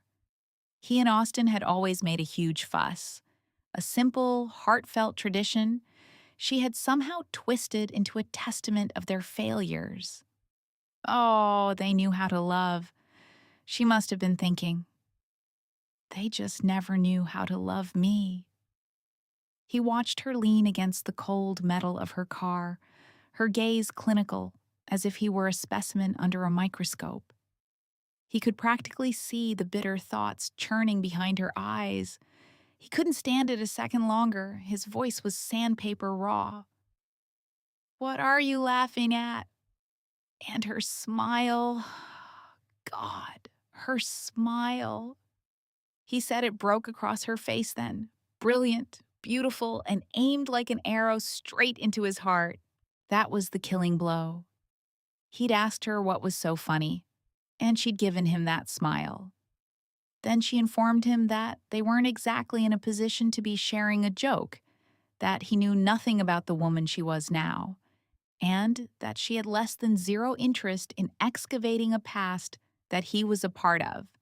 Before a single rebuttal could form in his frozen brain, she was inside her car, the door slamming with a deafening finality. She tore off into the night, leaving him utterly wrecked in the silent falling snow. He could only imagine the private hell she was enduring that night. He spent hours torturing himself with the images. He saw her in her apartment, trying to sleep, haunted by the ghosts he had resurrected. Those 5 years they had built a life together? He knew he hadn't been perfect, But he never imagined she saw it as a cage, a place where she slowly suffocated. For 6 long years, she had been overseas, meticulously crafting a new identity, and with one business dinner, he had ripped the scab clean off. Wife, mother. She had shed those titles like a snake sheds its skin, and seeing him had dragged all those phantom limbs back into the light. It was a crushing burden, and a sickening part of him knew he was responsible for placing it back on her shoulders. He pictured her pulling the comforter to her chin, exhausted, finally succumbing to sleep. But then, in the deepest part of the night, a neighbor's dog erupted into a frenzy of barking, jolting her awake. And the lingering images from her dream, Derek's face, the face of their little boy, Austin, dissolved into the oppressive darkness of her room. He knows this part of the story with chilling accuracy because he was the cause. After she drove away, he'd made a frantic, desperate call and gotten her address. He just stood outside her building for hours, a man possessed with no plan or purpose. It was brutally cold, easily 20 or 30 degrees below zero, and his body was shutting down, but he couldn't bring himself to leave. He said that eventually a light flicked on, and he saw her silhouette at the window, peering out to see what the dog was carrying on about. And then he saw her expression as her eyes found him. It was utter, stark disbelief. The ghost she had fled halfway around the world to escape was standing on her doorstep. Derek's ex-wife, Kayla, was a lot of things, but she wasn't a killer. She knew with a grim certainty that if she left him out there, she'd be greeted by a human-shaped ice sculpture on her porch in the morning. So, with a profound sense of dread and no idea what he was playing at, she unfastened the locks and allowed him to stumble across the threshold. The last thing she needed was a visit from the local authorities, asking why her estranged American ex-husband chose her welcome mat as his final resting place. She guided his shivering frame toward the fireplace and, with a kind of detached, weary compassion, handed him a steaming mug of coffee. The cold, you could see, had burrowed deep into his marrow. He told me his knuckles were a shocking, painful shade of crimson, and his body was racked with tremors so violent he could barely secure his grip on the warm ceramic. He clutched it with both hands, desperate for any trace of heat, and it took a full minute before he could trust his own jaw to move. When he finally spoke, he offered her a small, fractured smile. "Thank you," he managed to rasp. Kayla just stared. The gesture was that foreign. In the last years of their marriage, Derek had never smiled at her. He had been a fortress of stoic, unyielding indifference. A sharp line appeared between her eyebrows, and her voice came out colder than she intended. "Derek, what on earth are you doing here?" He looked down, and the intricate frost that had formed on his eyelashes began to melt in the warmth of the room, gathering into a single perfect droplet. It clung there for a moment, making him look impossibly fragile. His lashes quivered, and the drop fell. When he finally lifted his gaze to meet hers, his voice was a thin, frozen whisper. He asked the question that had driven him across the planet. "I have to know why we got divorced." Kayla just looked at him, utterly silent. He held her gaze, and she saw the raw, unvarnished confusion in his eyes. For her, it was like a dam breaking. A tidal wave of repressed emotion crashed over her, a physical blow that stole her breath. The stark, soul-crushing realization hit her. The 5 years of silent misery, of profound, aching loneliness she had endured had been so completely invisible to him that he hadn't even realized they were happening. A long, shuddering sigh escaped her lips. She never should have opened that door. She should have just turned off the lights, pretended she wasn't home, and let the unforgiving Finnish winter have him. Her throat felt paper thin, constricting around the silence that had stretched between them for what felt like a lifetime. Then, after 6 years, came 2 words he'd never really used before. Not with her. Kayla. There was a dark humor to it, a bitter irony that made her eyes sting. The first time he'd ever spoken her name with an ounce of genuine weight behind it was a half-dozen years after the divorce was etched into law. She pulled a worn quilt around her shoulders and sank into an armchair, her gaze a mixture of exhaustion and disbelief. "Derek," she began, her voice a low, steady thing that defied the tremor in her hands. "Has it ever, even for a moment, crossed your mind that the reason you don't know why we divorced is the exact reason we divorced?" He told me later that her words felt like a physical blow. A look of pure, systemic failure washed over his features. That was Derek Hayes, my friend, in his purest form. His legacy family, his predatory career, an intellect that could slice through corporate steel. It made him a god in a boardroom, but left him utterly deaf to the frequency of the human heart. He moved through life as if the entire universe operated on a complex schedule he alone had authored. Kayla, it seemed, was the first and only time a central character had dared to deviate from his script. She felt that old, familiar burn behind her eyes and had to shift in her seat, swallowing hard against the lump forming in her throat. "Derek, before it was over, I told you. I laid it out for you, time and time again." Her voice was quiet, a ghost in the dimly lit room. I said, "Since you and our son Austin seem to adore Jessica so much, I'll give you what you want. I'll sign the papers. I'll even surrender custody of Austin, and I will walk away with nothing." I told you that our shared assets, every single dime, could be put in a trust for Austin, a final gift from the mother he was slowly being taught to despise. I spoke every one of those words directly to your face. She leaned in, her eyes pinning him in place. "But Derek," she asked, her voice dropping to a near whisper that was somehow more damning than a shout. "Do you remember any of that?" His knuckles turned to white marble around the cheap ceramic mug in his hands. His brow furrowed as if trying to force a system reboot on a mind that had crashed. The absolute void in his eyes was her answer.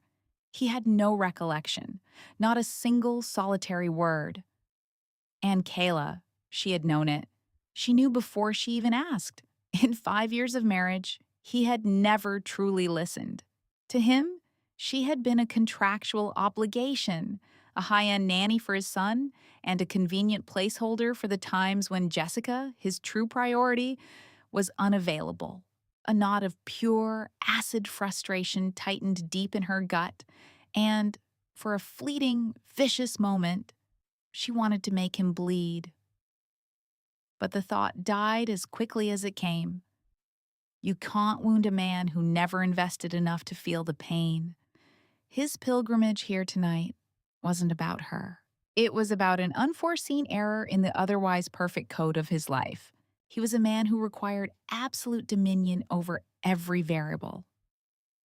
Derek's head finally fell in a gesture of defeat, his voice thick with a strange, hollow apology. "I am sorry. I have no memory of that conversation. I must have been buried in work, but if that's why you left, I simply cannot accept it." Kayla took a long, slow sip from her cup, the lukewarm coffee a grim anchor in what was becoming a very long night, a single, incredulous eyebrow arched on her forehead. "Oh? You can't accept it?" Then how about this?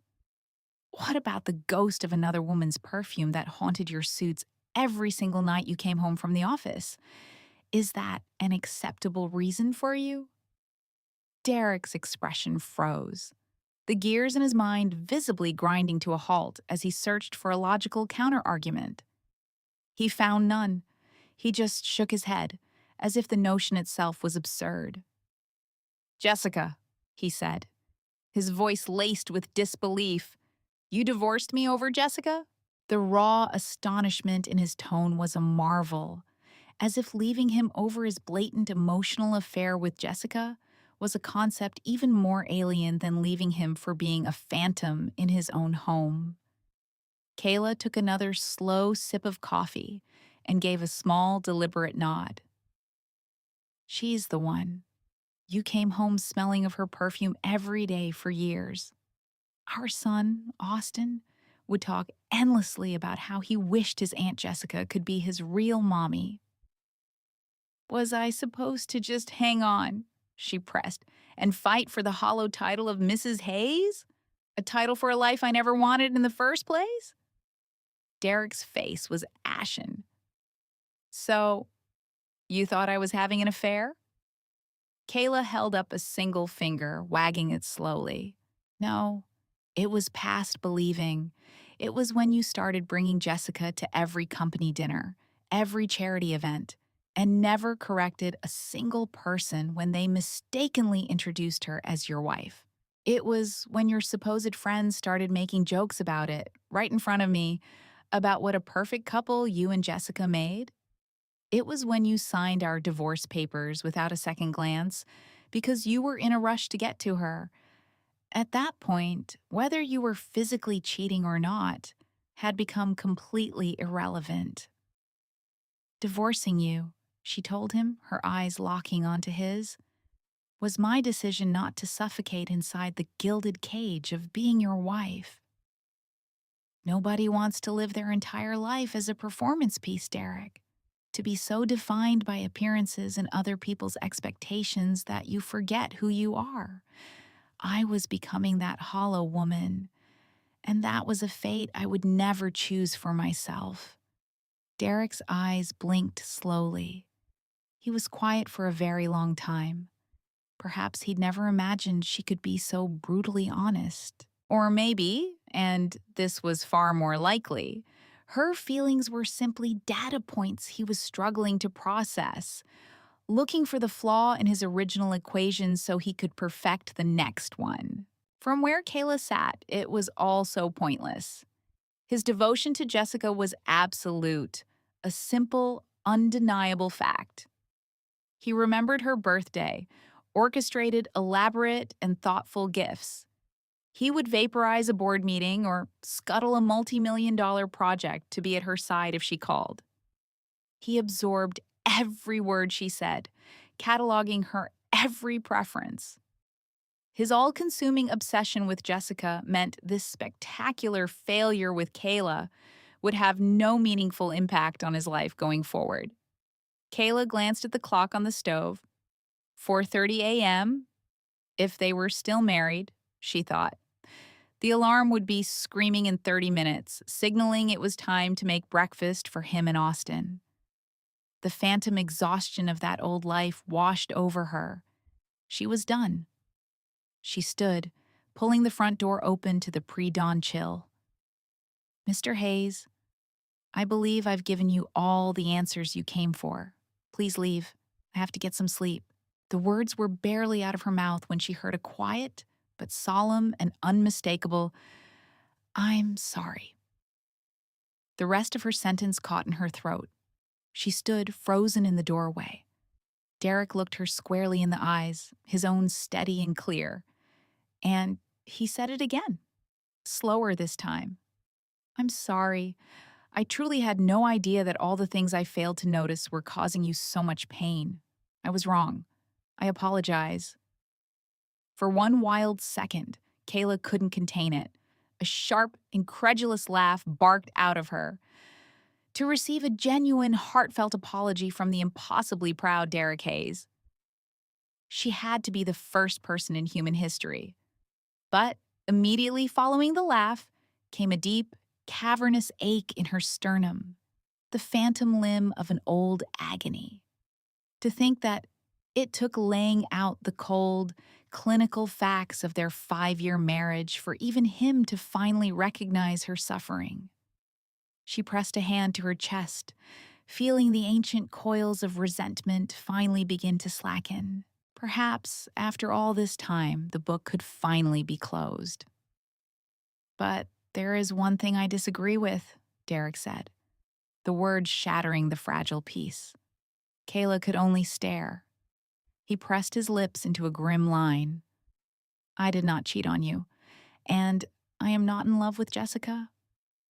The guilt and profound sadness that filled his eyes were undeniable. She was my brother's fiancée. I have taken care of her, given her anything she ever needed, because it was my brother's dying wish. He told me he tried to explain the logic that had seemed so clear to him for so long. The only reason I never corrected anyone, he told her, his voice cracking with the memory, when they called you by my brother's last name, was because I felt that if Ryan had lived, that is who you would have belonged to. You would have been his. Kayla just gave a small, dismissive wave. It doesn't matter now, Derek. Her emotional detachment, he said, felt like a punch to the gut. He pressed on. No, it does. In the 6 years you've been gone, Austin and I, we've missed you. Terribly. I have to fix this, he pleaded, his voice ragged with a desperation she had never heard before. I have to clear up these misunderstandings so you can come back to us. So you can come home. For a split second, she looked at him as if he had spoken in an alien tongue. This woman had fought for a decade to claw her way out of that life, and here was the architect of her prison, asking her to kindly step back inside. A small tremor of a laugh escaped her lips, then grew and grew, until Kayla Hayes was bent over, roaring with the raw, unchained, and heartbreaking sound of a soul that had finally, truly been set free. From the way Nathan described it, the look on his face must have been a photograph of pure, unadulterated shock. He simply could not compute what she found so hysterically funny. It was a disconnect so profound. It was as if he was seeing the woman he'd once married, Ashley, for the very first time. He told me she had to physically press a hand to her stomach, doubling over as a tear slid down her cheek from the force of a laugh that sounded more like a painful exorcism. It took her a full minute to pull in a ragged breath. Nathan, she managed, still catching her wind. Are you for real? It took every last shred of my soul to finally get away from you.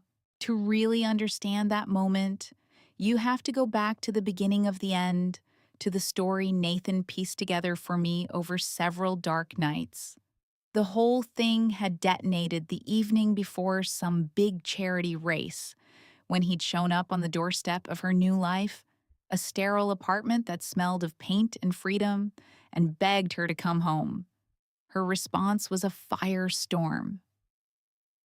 I have a life now, Nathan, she'd seethed. A real career. Why on earth would I go back to that?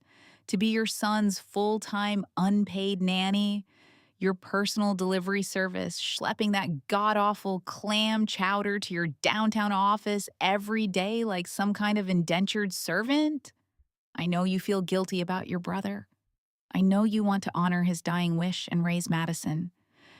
But that is your burden. He said she just unloaded with a brutal honesty he'd never heard from her before. So, why are you trying to chain me to your family's tragedy? I have no debt to your brother. I have no obligation to his daughter, Madison. And I sure as hell don't owe you anything anymore. He tried to cut in, to say something, anything. But Ashley was a force of nature.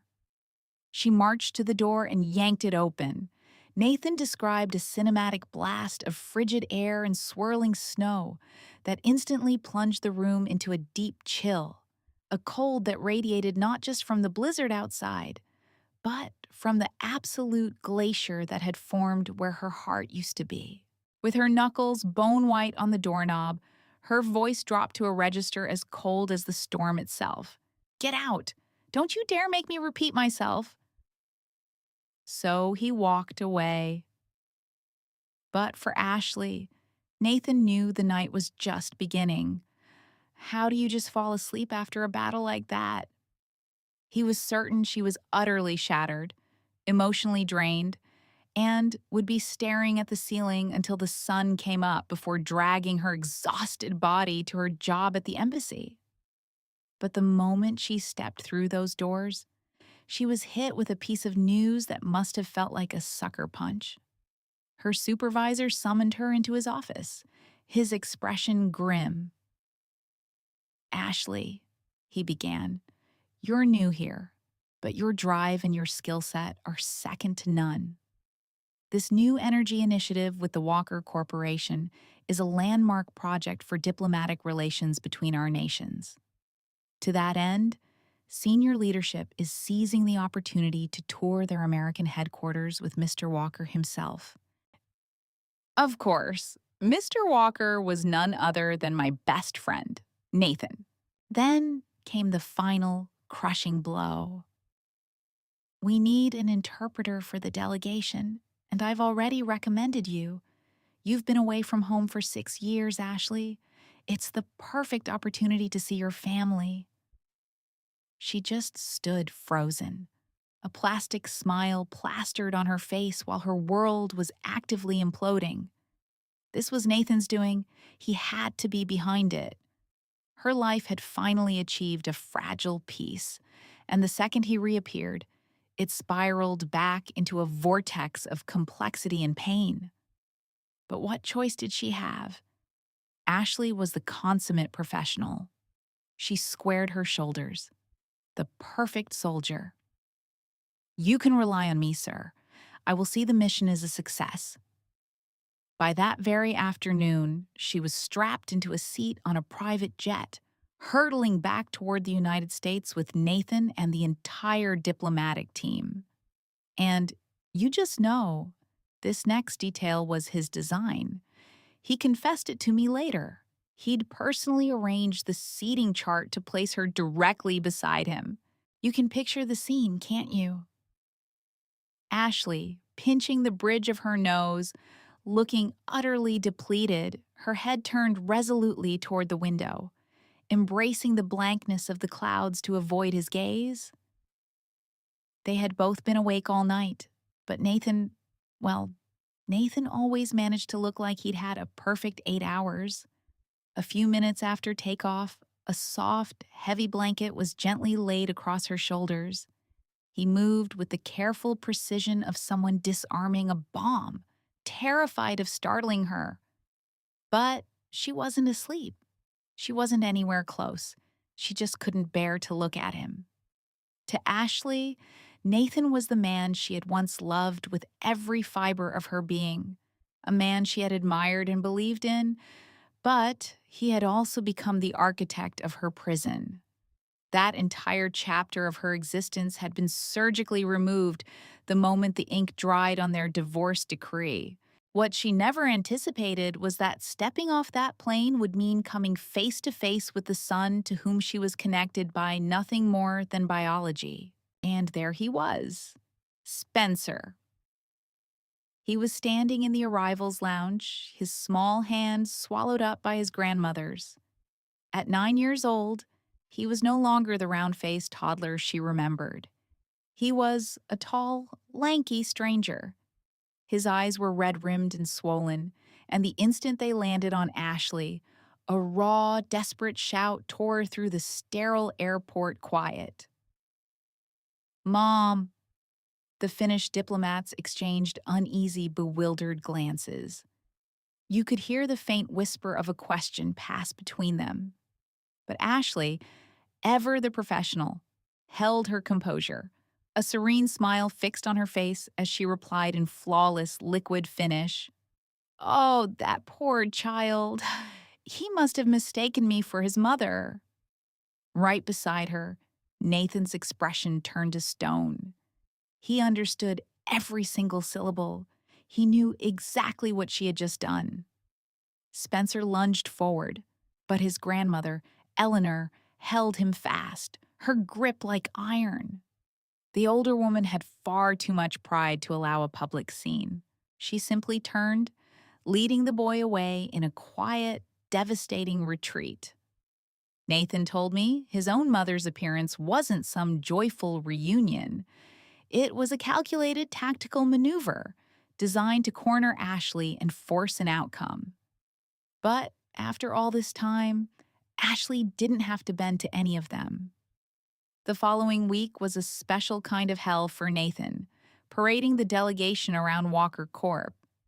He was the perfect corporate host, but he admitted that the second the workday was over, he hunted her down, unable to let it lie. Ashley, he said. He pleaded with her later that week. The official duties are nearly over. Please just come home with me. Come and see Spencer. He asks about you all the time. He desperately misses you. Misses her? He said she let out a short, bitter laugh that sounded like breaking glass. All she could picture was a small, perfect replica of Nathan's face, twisted with the same anger and rejection he had shown her for years. She just shook her head. I find that hard to believe. He never wanted me around then. After 6 years, he must despise me. He always said he wished Brittany was his mom. Then she delivered the killing blow. You're so desperate to honor your brother's last wish? Why not just marry her? It would be the perfect solution for everyone. And it would spare your future wife the unpleasant duty of helping you raise your sister-in-law. Nathan's carefully constructed composure finally shattered.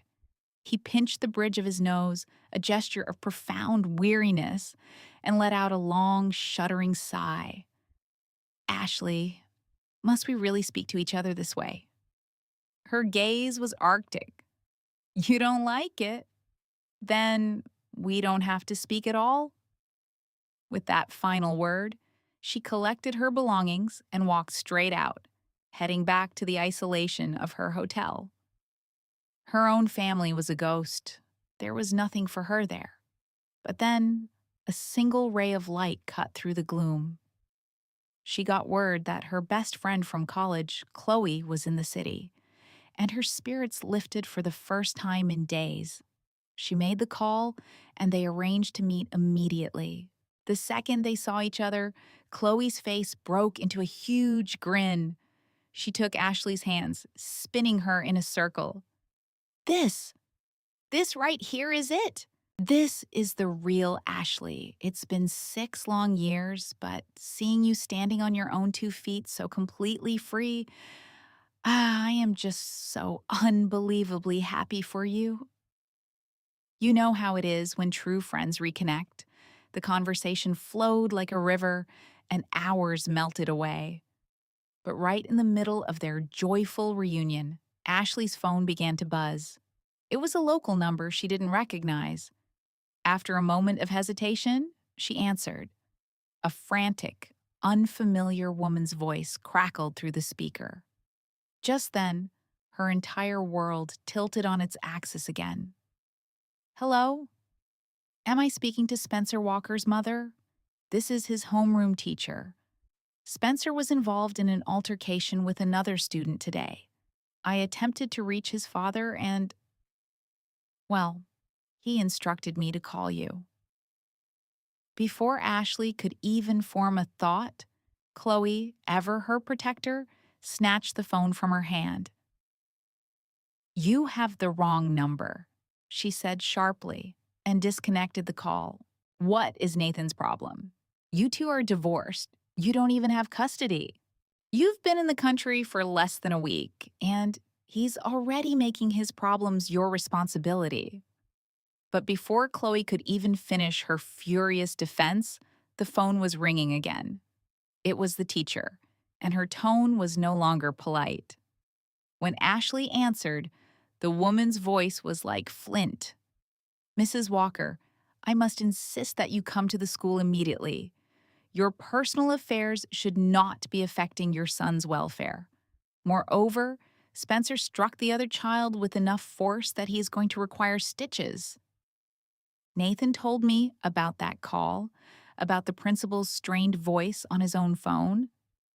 "The other child's parents are here now," the man had said, "and they are demanding you come down and facilitate getting your son to a hospital." That was the point of no return. Ashley had no choice. When they both walked into that principal's office, it was absolute mayhem. A small cluster of disheveled little boys stood in a corner, and every single one of them had a parent hovering nearby, except for Spencer. He was standing utterly alone. The injured boy's mother had her arm around her son, and she was pointing a trembling finger right at Spencer, her voice a torrent of fury. "What is wrong with you?" The other mother's voice was a blade, sharp and shrill, slicing through the tense air of the principal's office. "Hitting a child that hard? Didn't anyone ever teach you not to fight?" Austin told me that before the woman could even finish her tirade, a cruel little snicker echoed from the other kids. The atmosphere curdled instantly.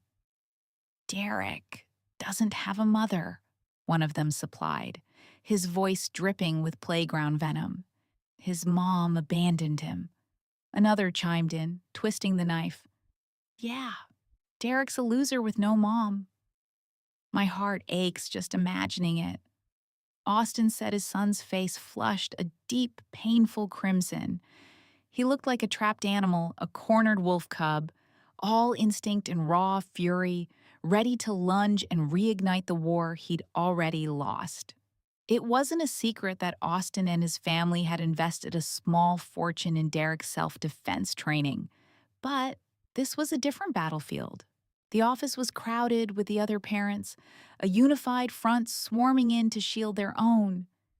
Derek was hopelessly outnumbered. As they shoved him backward, he stumbled and fell to the worn linoleum floor. When he looked up, his world stopped. There, framed in the doorway, was Kayla. Austin told me he saw his son's eyes flash with a raw, desperate red.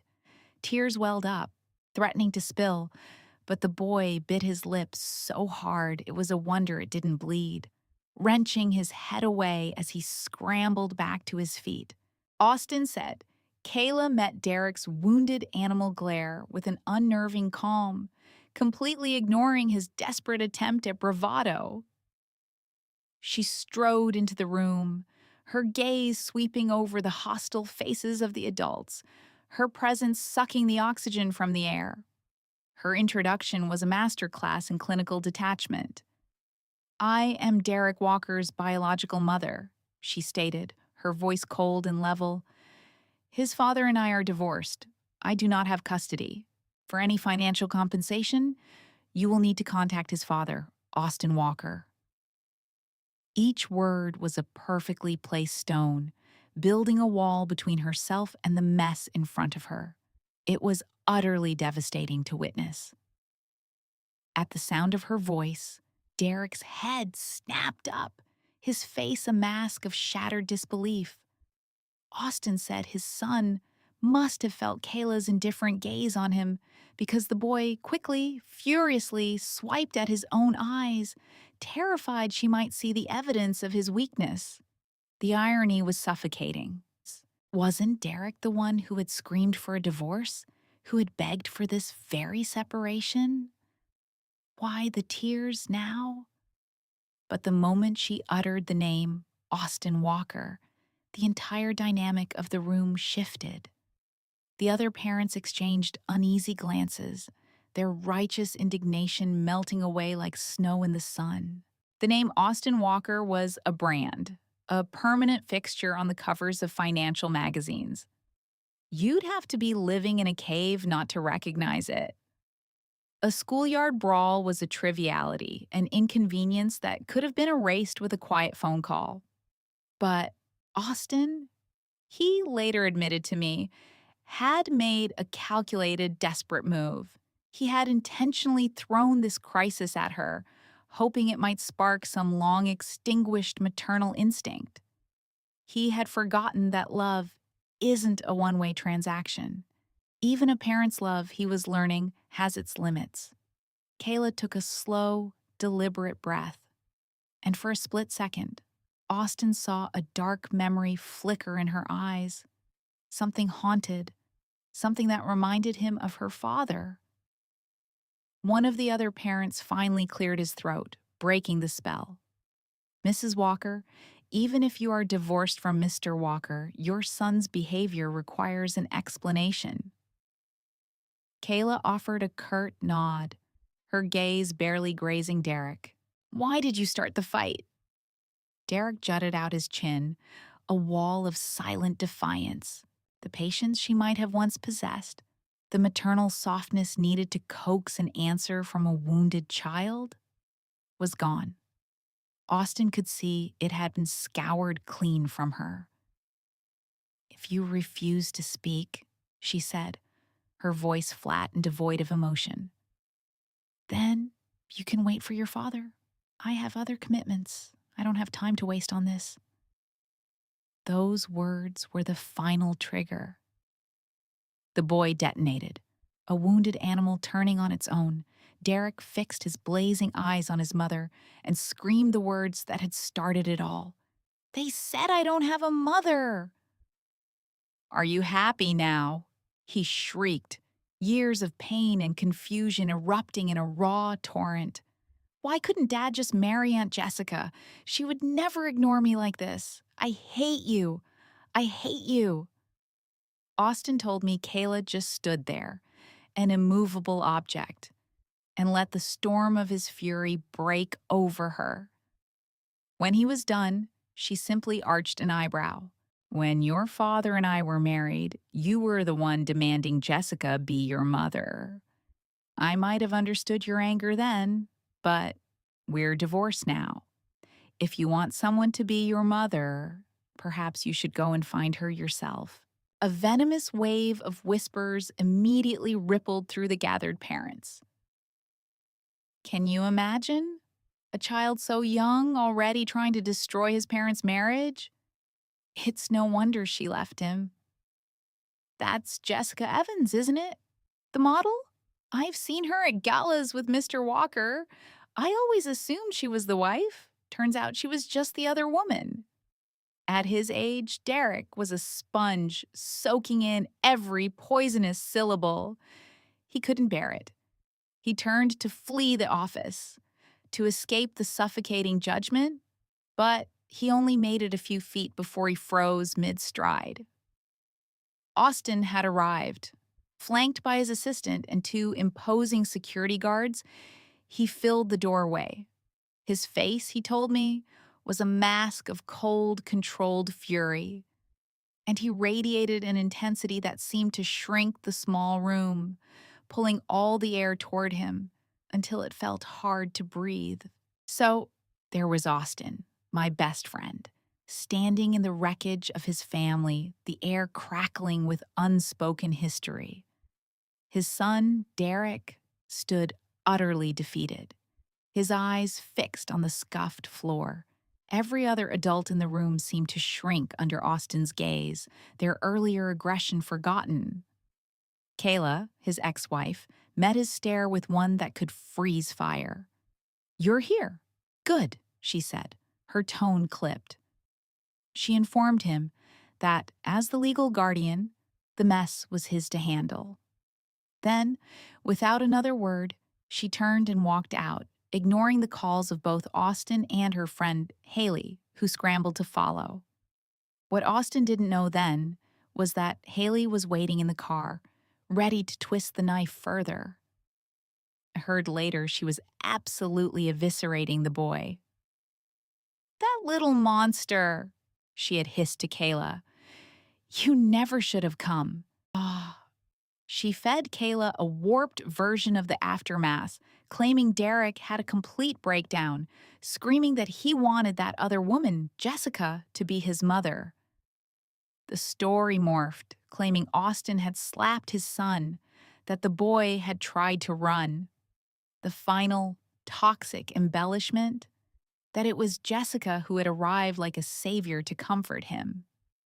It was all a vicious lie. Predictably, Kayla and Haley ended up at a dimly lit bar, trying to drown the afternoon's bitterness in alcohol. But trouble has a way of finding you. When they stumbled out hours later, blinking in the twilight, a figure was waiting for them. It was Austin. He was holding Derek's small hand, and it was clear from their weary posture that they had been there for a long time. The moment Austin's eyes met Kayla's, he told me he felt the last flicker of hope within him die. "Kayla," was all he managed to say, his voice strained. "We need to talk." Austin Walker is not a man accustomed to being told no. Kayla, likely just wanting to end the ordeal, told Haley to call an Uber before sliding into the backseat of his car. Imagine the tension in that vehicle. Austin said Derek sat silently in the front passenger seat, while he and Kayla occupied the rear. The silence was so profound, so heavy with unspoken accusations, that he could hear the driver's nervous, shallow breaths as the man tried to become invisible. The car glided to a stop in front of an obscenely exclusive restaurant. A valet sprinted to open Kayla's door, but Austin, in a clumsy attempt at peace, moved to open it for her first. She ignored his outstretched hand completely, exiting the car on her own. He told me he just stood there for a moment, the rejection a physical sting, as he slowly curled his fingers into a tight fist. And the restaurant. It was the very same one he had failed to book for her birthday 6 years prior. 6 years. It was an epic failure. She had pleaded with him to celebrate with her, just the two of them. And he had met her pleas with dismissive silence. Days later, he had booked the entire venue for Jessica, leaving Kayla with nothing. Now, all these years later, here he was, making the grand gesture she had once craved. But she was so far beyond needing it. Kayla sat down at the table and cut straight through the pretense. "If you have something to say, Austin, say it. But let's be perfectly clear on 2 points," she continued, her voice like ice. "I will not be discussing a transfer of custody, and we are not getting back together." In 2 clean strokes, she had dismantled any possible agenda he might have had. Austin said he felt his jaw tighten as his mind scrambled for a new strategy. Across the table, little Derek just stared at his mother, his eyes red-rimmed and pleading. But the woman in front of him was not the mother he remembered, not the one who would drop everything to kiss away a scraped knee. Finally, Austin asked the question that had gnawed at him for years, the one that lay at the heart of his confusion. "Kayla, if you despised me so much, why did you ever agree to marry me?" He confessed to her then that he'd always believed they were a perfect match, that she was the most flawless Mrs. Walker he could have ever conceived. For a fleeting instant, a flicker of what looked like genuine raw pain crossed his face. But for Kayla, his words unlocked a memory so horrific he could see her physically recoil. It was useless. The past was a third guest at their table, cold and uninvited. She took a steadying sip of water, her composure a thin veneer over something shattered. Then she dropped the bomb that leveled his entire world. "If you were sent to a conditioning school," she began, her voice a low tremor, "where you were systematically abused, locked in dark rooms for days, punished for any sign of defiance, and the only way out was to become the perfect society wife, You would have agreed to it too, wouldn't you? Austin just stared, he told me, completely adrift. She was speaking a language he had never known existed. A hollow, bitter laugh escaped Kayla's lips. You didn't really think I disliked learning, did you? I was at the top of my class my whole life. She told him everything. How, at 16 years old, his family had scouted her, selected her to be sculpted into the future Mrs. Austin Walker. How, at 18, when she had dared to rebel, dared to have a boyfriend, they had her shipped to that private hell. They didn't release her until the day of their wedding. She confessed that, even now, she couldn't revisit that time in her mind without completely falling apart. Absolutely not. Ashley's voice was a bare whisper, but the tremor running through it was unmistakable, sharp enough to cut the stale restaurant air between them. I have no wish to be your wife, Nathan. Not 6 years ago, and certainly not today. She explained how she desperately tried to make it work, clutching at the fragile idea of a normal life, a real family. But the two of you, she said, her eyes locking onto his, implicating him and his mother in the same breath, you personally shattered that fantasy. You forced me to see that the Walker name isn't a family, it's a gilded cage. It would have annihilated my very soul if I hadn't managed to break free.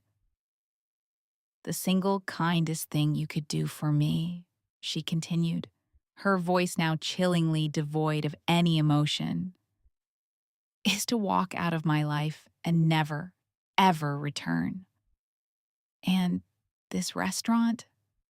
God, Nathan, after everything that went down, just being in this room makes my skin crawl. As he tells it, she simply picked up her purse and left, not even granting him a moment to process. But as her fingers brushed against the brass door handle, something inside him snapped. In a wrecked, hollowed-out voice, he called after her, I'm sorry. I swear I never knew. But there's something I have to ask. He was pleading, stripped of all pride. You told me you wanted a happy life with me, he said, his voice fracturing under the weight of it all. Did any of that mean anything? Did you ever even like me? Maybe. Was there ever any love there? And if there was, is there any possibility at all, even one in a million, that we could find a way to rebuild? But Ashley, she didn't so much as turn her head. No reply. She just dissolved into the city night. He had no inkling that by the next morning, the most terrifying ghost of her past was about to materialize right at her hotel. Her own father. My dear Ashley, Spencer Miller began, stretching his lips into a practiced, remorseful smile that never quite warmed his eyes. Nathan knew that look. It was the man's signature move. Where have you been hiding all these years? Why wouldn't you ever call your old dad? Ashley just looked at him, taking in the new specks of silver at his temples, feeling a storm of emotions she couldn't begin to name. The man who once held absolute power over her, who could break her with a single word, was now practically begging. It's a strange, unsettling thing, Nathan imagined, to see that the giants from your childhood were just ordinary, flawed men all along. Mr. Miller, she said, and Nathan could almost hear the Arctic chill in her tone. If you have a point, I suggest you get to it. I'm finished playing these tired little games with you. The shock registered on Spencer's face like a physical blow. He was utterly unprepared for this version of his daughter. His slick, charming smile seemed to melt off his face. Well, he stammered, completely thrown. I just thought, it's been so long. Maybe you could come home for a family dinner. You see, her father pressed, finding his footing again. In your absence, Nathan has been an incredible asset to our family's business. I can tell he's still not over you. You two ended things so abruptly, without consulting anyone. Now that you've returned, perhaps it's time for our families to sit down properly. Then he delivered the line she'd been dreading. After all, you were meant to marry him from the time you were 16. In that instant, Ashley knew exactly what this was all about. It had never, not once, been about her. Her own smile became a razor's edge. So, what you're proposing then is that Nathan and I should get remarried? Her father's head began to nod enthusiastically, like a cheap toy on a dashboard, a flicker of pure greed in his eyes. She let out a short, bitter laugh. What did the Hayes family offer you for this round, Dad? A lucrative new partnership? A major project? If Miller Industries is so desperate that it needs to sell its own daughter for a bailout, then frankly, it deserves to collapse. And with that, the facade crumbled into dust. You disappear for a few years and suddenly you're too good for us? Is that any way to speak to your own father? He snarled. Then came the real reason for the ambush. If someone hadn't been filling Nathan's head with poison about that damned finishing school, he never would have liquidated all his investments in our company in a single night. In one evening, our company's value was cut in half. He was almost hissing now, his face contorted with rage. You will come with me to see him today, and that is final. He lunged forward to grab her, but she violently wrenched her arm from his grasp. This was it. This was the toxic, festering wound from her past that she had to excise for good. An hour later, she was seated in her father's suffocatingly formal living room. And across from her, there he was, Nathan. And their son, Caleb, was sitting right next to him. Nathan recalled how Spencer stared at him with that same detached, unreadable expression he once reserved for Ashley herself. She walked past them all as if they were nothing more than furniture and settled into an armchair. Nathan looked over, desperately trying to find the words, his voice cautious. Ashley, the only reason I'm here today is... She stopped him, with a glare so cold it could have extinguished a fire. Why you are here is of absolutely no interest to me. In fact, the most helpful thing you could possibly do right now is leave.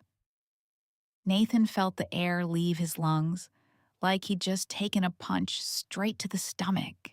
After a silence so heavy it felt like it could crush them all, he made one last attempt.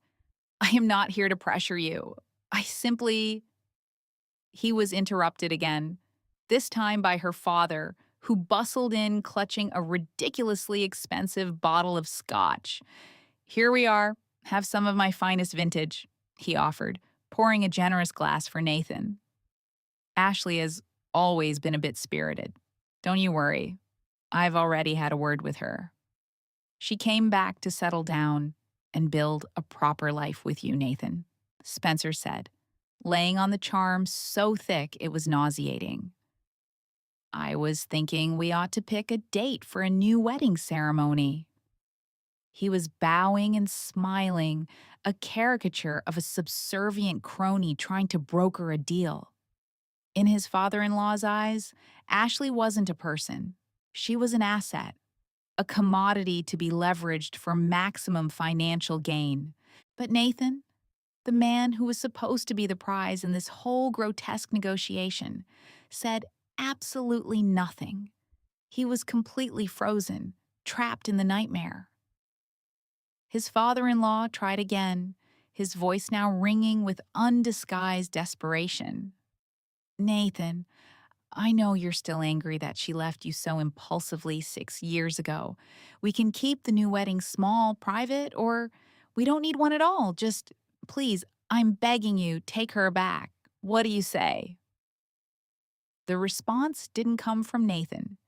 It came from the front door, as it was thrown open with startling, explosive force. "I think not," a deep voice thundered, reverberating through the opulent room. "What century are you people living in? Still trying to broker arranged marriages? And attempting to poach one of my own people from the State Department, no less." A team of men in dark, severe suits with earpieces swarmed into the living room, securing the space with chilling efficiency. Behind them stood an older gentleman with stark white hair who carried an undeniable aura of absolute command. His eyes were sharp, like a hawk's, missing no detail. Now, Ashley's father may have been a world-class manipulator, but he knew precisely what kind of man traveled with a full federal security detail. The temperature in the room plummeted 20 degrees. He scrambled forward, bowing his head in deference. "Sir, I'm not sure of the reason for your visit, but it is a sincere honor to welcome you." The older man just scoffed. In 1950, the marriage law made it unequivocally clear that the practice of arranged marriages was formally abolished. And in 1992, he continued, his voice resonating with institutional authority. The Violence Against Women Act was passed to specifically outlaw domestic abuse. And yet, here you are, having dragged one of our State Department diplomats to your home against her will to coerce her into a marriage. Are you actively trying to regress 50 years in a single afternoon? Spencer Miller went completely rigid. And it wasn't just him. Every person in that room, Nathan and Caleb included, was staring, utterly and completely speechless. "State Department? Sir, you must be mistaken. This is just a quiet family dinner," her father stammered, his voice climbing to a pathetic squeak. "My daughter, she never even completed her college degree. How could she possibly be with the State Department? She's just a simple housewife. She ran off after some foolish marital spat." Before he could incriminate himself further, two of the security agents moved in and firmly restrained him. In the echoing silence that followed, she stood up straight, wiping a tear from her eye. For the first time all night, she looked at him with something that resembled pity. She had summoned a car for him moments after he had first arrived, a silent admission that this conversation was always going to end this way. "The car is here, Derek," she said, her voice finally soft. "I'm sorry that it took you 6 years to realize you were divorced. Please, go home." The story, as Derek would later piece it together for me over lukewarm coffee in a forgotten diner, was a quiet tragedy. It was his story, yes, but it belonged just as much to Ashley, his wife, and the impossible choice she felt she had to make. At her office, she wasn't just another employee, she was a phenomenon. Her boss, a man named Director Vance, saw it clearly. He once called her into his glass-walled office and laid it all out. "Ashley," he'd said, his voice serious, "you're the best we have. A young woman who speaks 5 languages fluently with an analytical mind that's simply staggering. I swear, if any man ever tries to sideline you, to turn you into some domestic cliché, I will personally lead the charge against him. In this era, our female colleagues can run the world. They should never, ever be shackled to a life they didn't choose." And Director Evans was a man of his word. He often said, "The freedom to choose a partner is something this organization will always defend. But this arranged marriage nonsense is completely out of the question." So when he had called her saying, "Miss Miller, I'm cutting your family leave short. I trust that won't be a problem," she had been flooded with an overwhelming sense of relief. Ashley had just shaken her head, a genuine smile finally breaking through the ice. Not at all, sir. In all honesty, I've been desperate to get back to my desk. The old director had simply given her a small, knowing nod. Then, one evening, Nathan's entire world tilted on its axis. A black, unmarked government sedan had pulled up to the Miller family's front door, flanked by a pair of local police cruisers. As Ashley walked Director Evans to his car, she watched, as if in a surreal, slow-motion dream, as uniformed officers approached her father and presented an official warrant. The charge listed on it was a punch to the gut. We have credible reason to believe that the finishing school Miss Miller was sent to was a front for illegal confinement, systematic abuse, and extreme psychological manipulation. It began, as so many endings do, with a conversation that felt like a car crash in slow motion, when the state official had said, "Ma'am, we need you to come with us." The placid surface of their Sunday dinner shattered. Her father, Spencer, had erupted, a volcano of denial and rage, insisting on his innocence to ears that had long since stopped listening. In an instant, their pristine dining room became a demolition site of emotions. Kayla was halfway to the waiting sedan, her boss holding the door, when a small, fractured voice pierced the chaos. "Mom?" Her knuckles turned bone white against the cold steel of the handle. The director, a man of few words, held her gaze for what felt like a lifetime before giving a single, final nod. "This life is not for the faint of heart," he'd warned her, his voice low and even. "You'll be stationed thousands of miles from here for years. You won't see your family. It's a cleaner break for everyone if you settle this now." With that final piece of advice, he was gone, a ghost disappearing into the city haze, leaving her alone on the pavement. Kayla turned, a slow, agonizing pivot to face her husband, Derek, and their son Austin. The boy's tiny hand was a vice around his father's. His wide eyes brimming with tears he fought to hold back, his chin tilted toward the unforgiving sky as if searching for an answer. And then, with the devastating precision only a child possesses, Austin twisted the knife already lodged in her heart. Do you not want to be my mom anymore?" His lower lip trembled, the words themselves a physical burden.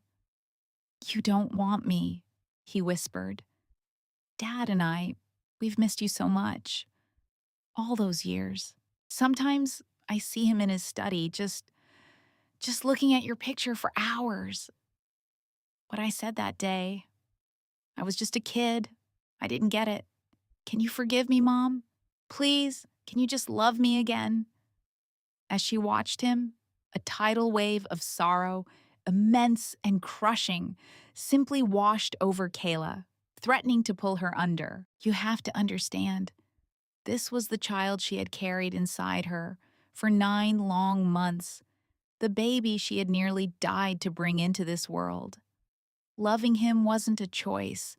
It was a biological imperative, a primal, ferocious instinct to shield him from all harm. But how do you embrace the very weapon that was once aimed squarely at your own chest? In the sterile, echoing silence of the Walker family mansion, in her darkest hour, her own son had, without a flicker of hesitation, picked a side. And it wasn't hers. That is a kind of wound from which you never truly recover. Derek told me she finally agreed she could forgive them, if only for her own peace of mind. But the architecture of their family was already condemned. The scars were permanent fixtures. He recalled how Kayla looked directly at their son, Austin, her expression so chillingly serene it bordered on terrifying. "You and I," she began softly, "we never really got our time. For the first few years, you were just a baby learning to talk. I held you every day. I taught you your first words, but I know you don't remember any of it. And then, she continued, her voice a steady, unnerving calm, when you were old enough to understand, you made your choice. You decided I wasn't the mother you wanted. And even if you were just a child who didn't know better, the way my heart broke that day was very, very real. For the next 6 years, I was a ghost in your life. I knew nothing about your school, your friends, your favorite color, so you see, I really don't have any right to judge you or your life now. But I will give you one piece of advice today. Derek remembered her saying, her tone shifting, becoming heavy with a terrible finality. It's likely the last thing I'll ever be able to teach you. You must take ownership of your choices and your words. Pleading that you were just a child isn't a get out of jail free card. It doesn't entitle you to automatic forgiveness. The moment the words left her mouth, Derek said he heard a raw, desperate sob tear from Austin's chest. Mom, I know I was wrong. Please don't go. Please, Mom, don't leave me. For a fleeting second, Derek saw her falter, her shoulders tightening as if bracing against a physical blow, but she never broke her stride. He knew what the world would call her: cold, unnatural. But in her mind, the ledger was settled. Austin would stay with him, receive an education that only immense wealth could provide, and he would never for a moment doubt that he was loved. The boy was, after all, the sole heir to the Walker Corporation. His starting point in life was a finish line most people only dreamed of. He had everything. Yes, losing a mother. Derek knew that would leave a permanent mark, a deep and jagged void. But for Austin to regain a mother, Kayla would have been forced to sacrifice the woman she had fought to become. And if Austin had been a child who truly, desperately needed her, Derek told me this with a shattered look in his eyes, then maybe, just maybe, she would have lit the match herself. But he wasn't that child. And that was the devastating core of the tragedy. Her past life, their hollow marriage, her entire identity as a mother, it was all just wreckage. But in that moment, as he watched her walk away from their pristine, manicured lawn, he saw her finally become whole. Someone in this world had to love her unconditionally, and if no one else would, she would do it for herself. And then, he swears, a small, genuine smile touched her lips as she stepped off their property, moving as if a tremendous weight had just been lifted from her soul. On the day she was scheduled to fly back to Finland for the last time, Derek drove to the airport. I'd advised against it, but he had a desperate need to see her once more. He didn't even entertain the fantasy of asking for another chance. He just stood there, a ghost in the bustling terminal, watching her until the silence became unbearable. Then, he broke it with a question that was a confession in itself. Kayla, he said, his voice thick, if we could rewind it all, I swear to you, I would cherish you. I would have actually loved you, he confessed, the words cracking under the weight of his regret. Instead of all this, instead of only realizing what I had when it was already gone, I always assumed you'd be there. It never occurred to me that I was making you miserable. Kayla, I am so profoundly sorry. She didn't reply, her gaze fixed on the flickering departures board above them. You saw me off last time too, she said quietly. We just never had a real goodbye. Derek, she said, finally turning to meet his eyes. Let's do it right this time. A proper goodbye.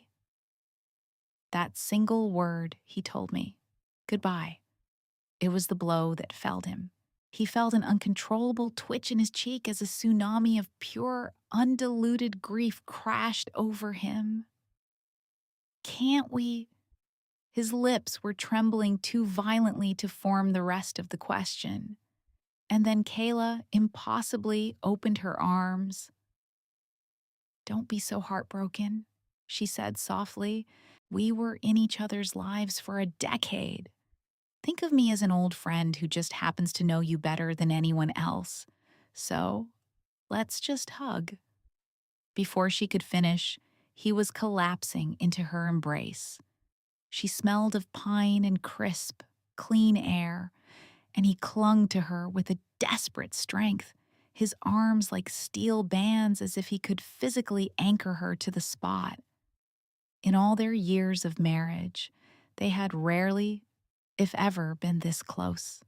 A simple hug, holding hands, a conversation that wasn't a battle. These were the small, simple things Derek knew she had starved for, had practically begged him for over the years. Things he had been too blind and arrogant to give. And now, when she was finally and completely over him, he was here, offering it all like a fool's gold. He felt her sigh against him and pat his back, the way you soothe a weeping child. He knew she could feel the tremors running through him. "Austin," she said, her voice strained by the force of his grip. "Please just take good care of him. And if you ever meet someone new, build a real family. Just be good to her this time, okay?" Derek could only shake his head against her shoulder, holding on even tighter. He couldn't stop it. A single hot tear escaped and landed on her neck.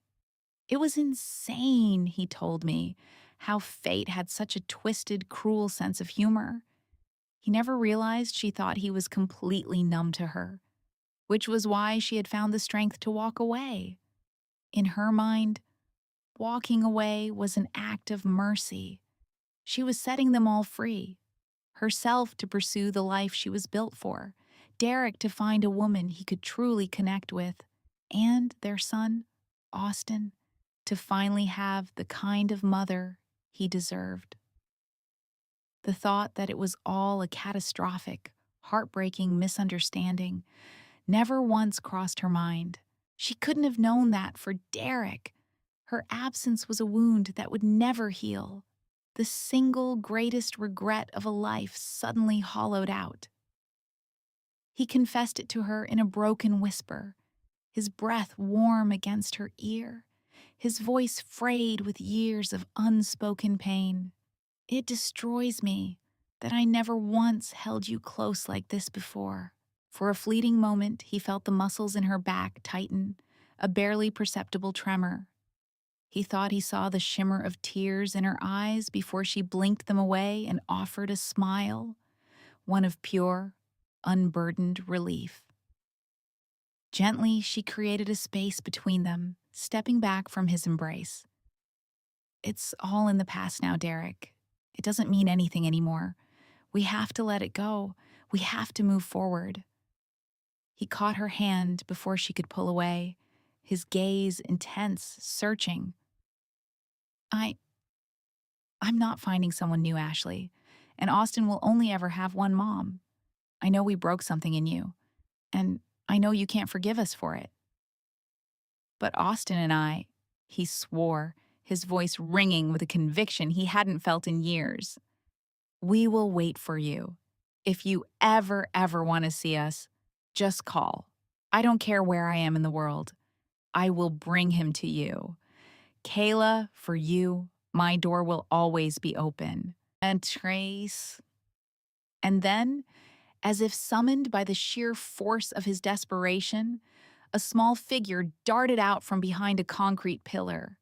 It was Austin, his face a mess of red, swollen grief, crying out, "Mom, I was wrong. I'll wait for you. Ha, I'll wait as long as it takes for you to be my mom again." Derek watched, paralyzed, as Kayla knelt down, and with a gesture from a lifetime ago, She reached out and gently wiped the tears from their son's cheeks. I am so sorry, Austin. I can't stay here with you and do all the things a mom is supposed to do. But I will always, always be your mother. Nothing and no one on this earth can ever change that fact. But for a mother to be a mother, she said, her eyes locking with his clear and unwavering, she first has to be her own person. A disembodied voice echoed through the terminal, cold and clinical. Passengers for Finnair Flight AY52 to Helsinki, please proceed to Gate B12 for immediate boarding. Kayla rose to her feet, gave Austin's hair one last gentle ruffle, and then her gaze found Derek's one final time. Take him home. That was all she said. Then she picked up her bag, turned her back on them, and walked away into her new life. As he stood on the curb watching her plane ascend, the city lights shrinking into a glittering, indifferent grid below, Nathan said the reality finally hit him with the force of a physical blow. She was gone. Perhaps one day, the inescapable pull of blood and family would draw them back into the same orbit. But her choice had been made. The future was a terrifying, formless void. But for the first time in her adult life, she was walking into it entirely on her own terms.